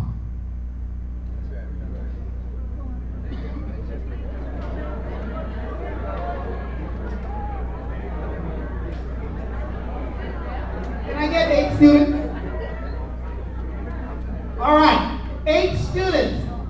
I want you to pick a coach. You don't know anything about the schools. I just want you to each pick a coach. All right. That's fine if there's 2, that's fine. All right. Now, here's where you win. If your coach can perform a school shout or a school song, you will win a $20 prize. Coach, any volunteers? School shout. We got University of the Bahamas. Go Mingo! Give them a round of applause. Another school, school spirit. Another school, another coach. Go Dogs! There you go, there you go, there you go. How about a team cheer or a team chant? Do we got one of those?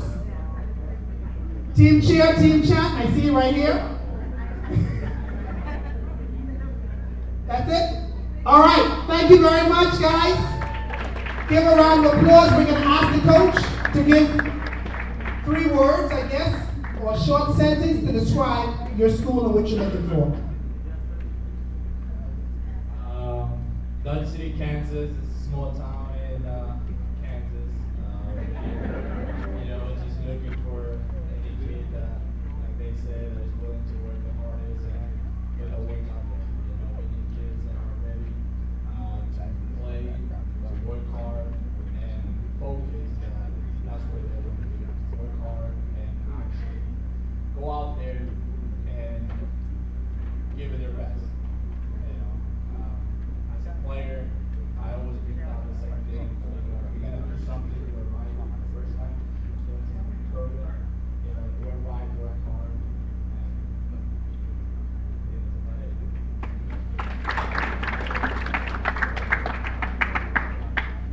Hi girls and boys and families, thank you for coming here, and Joel, thank you for organizing this meeting. My name is Ali. I am ABAC College soccer coach. We are junior college. One thing I would like you to do that, you know, don't focus on scholarship. First focus on where will you be happy, what will you do, then you do it. If you are passionate about soccer, follow it. If you don't, you know, don't follow it for money or anything. Follow your passion, and tomorrow, good luck for everyone. Thank you. Stu Forte, soccer coach, City Community College, Coach Oscar. Second year, looking for players. Yeah, that's it. I'm Brandon Eagle. I'm the lone Canadian up here. Different visa process, pretty similar. Holland College, we go by 3 words, and I'd love to see you guys all do this tomorrow.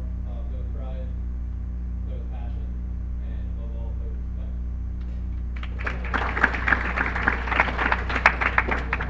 Dean Westfield, the head men's and women's soccer coach at Junior College, just outside Richmond, Virginia, small town. The 3 words I would say that sums up our program. Number 1, graduation. Number 2, competitiveness, and the third thing is we are small town.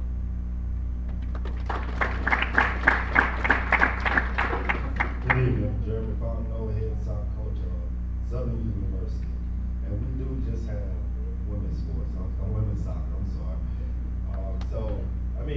My thing is basically everything all these speakers have said, especially the parents. You must listen to them and understand those things really matter. But one thing he did miss, parents, once you drop the kids off, leave them there. Leave them, don't come back, don't stay 3 days.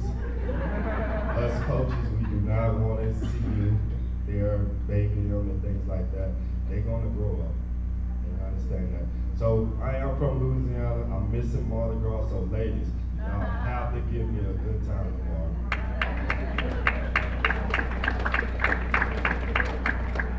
Good evening, I'm Coach Dion Cadet, University of the Bahamas, and I guess first thing I want to say is welcome to Bahamas 242. We got a lot of great athletes here, and you've heard from one of our, I'm going to say our ambassadors who's gone off and played in Europe. He's got the greatest soccer player around, but we'll give him on that one. I understand. Three words. 5:30 in the morning is a real time. I don't know if you guys heard that from folks who were speaking. Everything was about 5:30. Okay? I got a couple of university students here. You heard it for yourself. 5:30 is when we start. And that's ladies too. So get rid of hugging the pillars.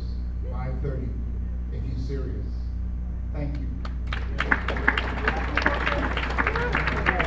Thank you, coaches. And on behalf of the Ministry of Tourism, I would like to present each of you with a welcome package. Welcome to the Bahamas.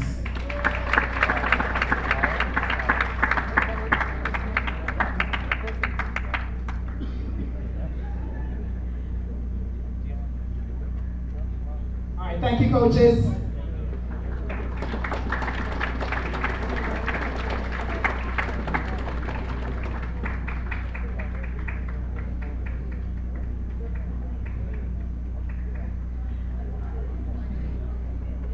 Do I still have Team Stream in the house?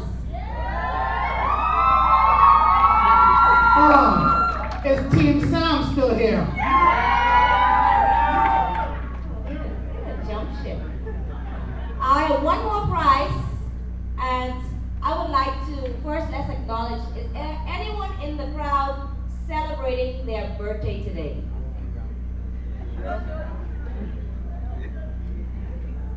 No one celebrating their birthday, anniversary?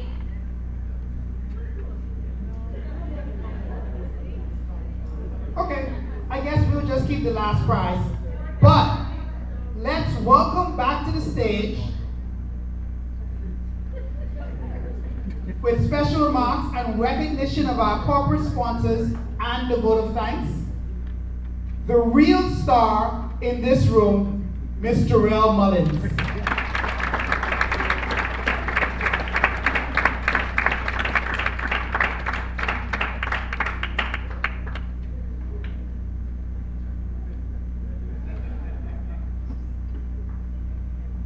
And Vice President of the BFA, Mr. Gavin Christie.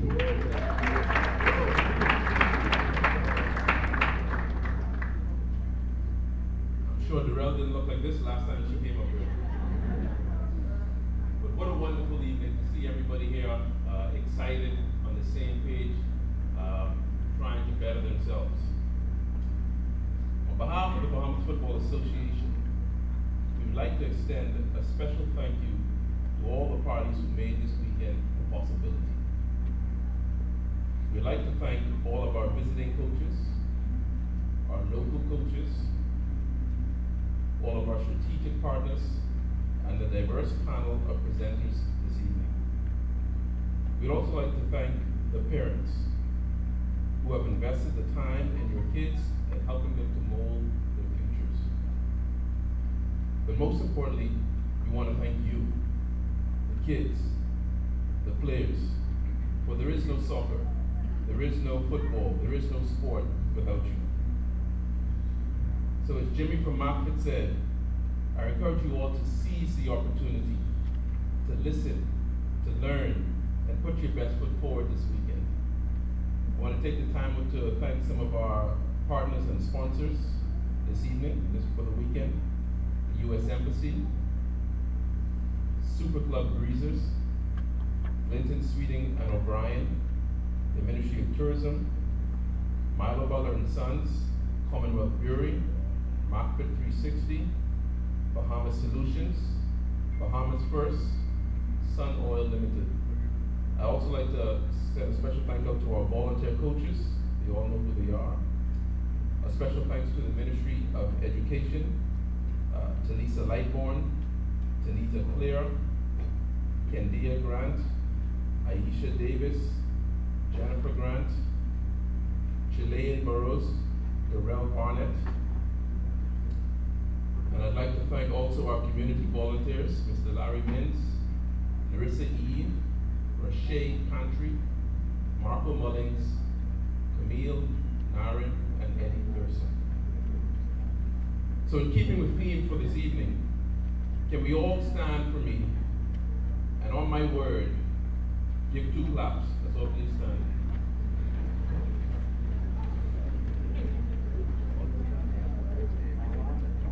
Can I get 2 claps for the visiting coaches?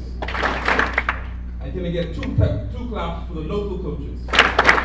2 claps for our parents? And finally, a loud round of applause for yourselves. Thank you guys so much and enjoy the evening.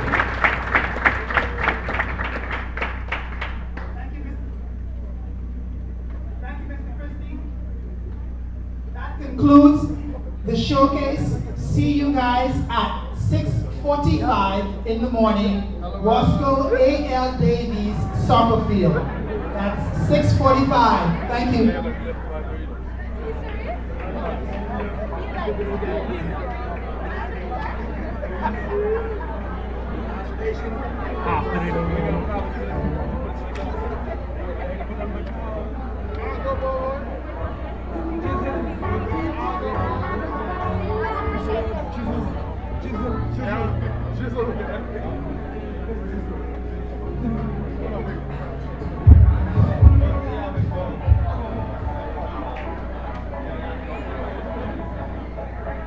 As you leave, check-in starts at 6:45 tomorrow morning for the girls, and your acts and the boys is at 1:45 p.m.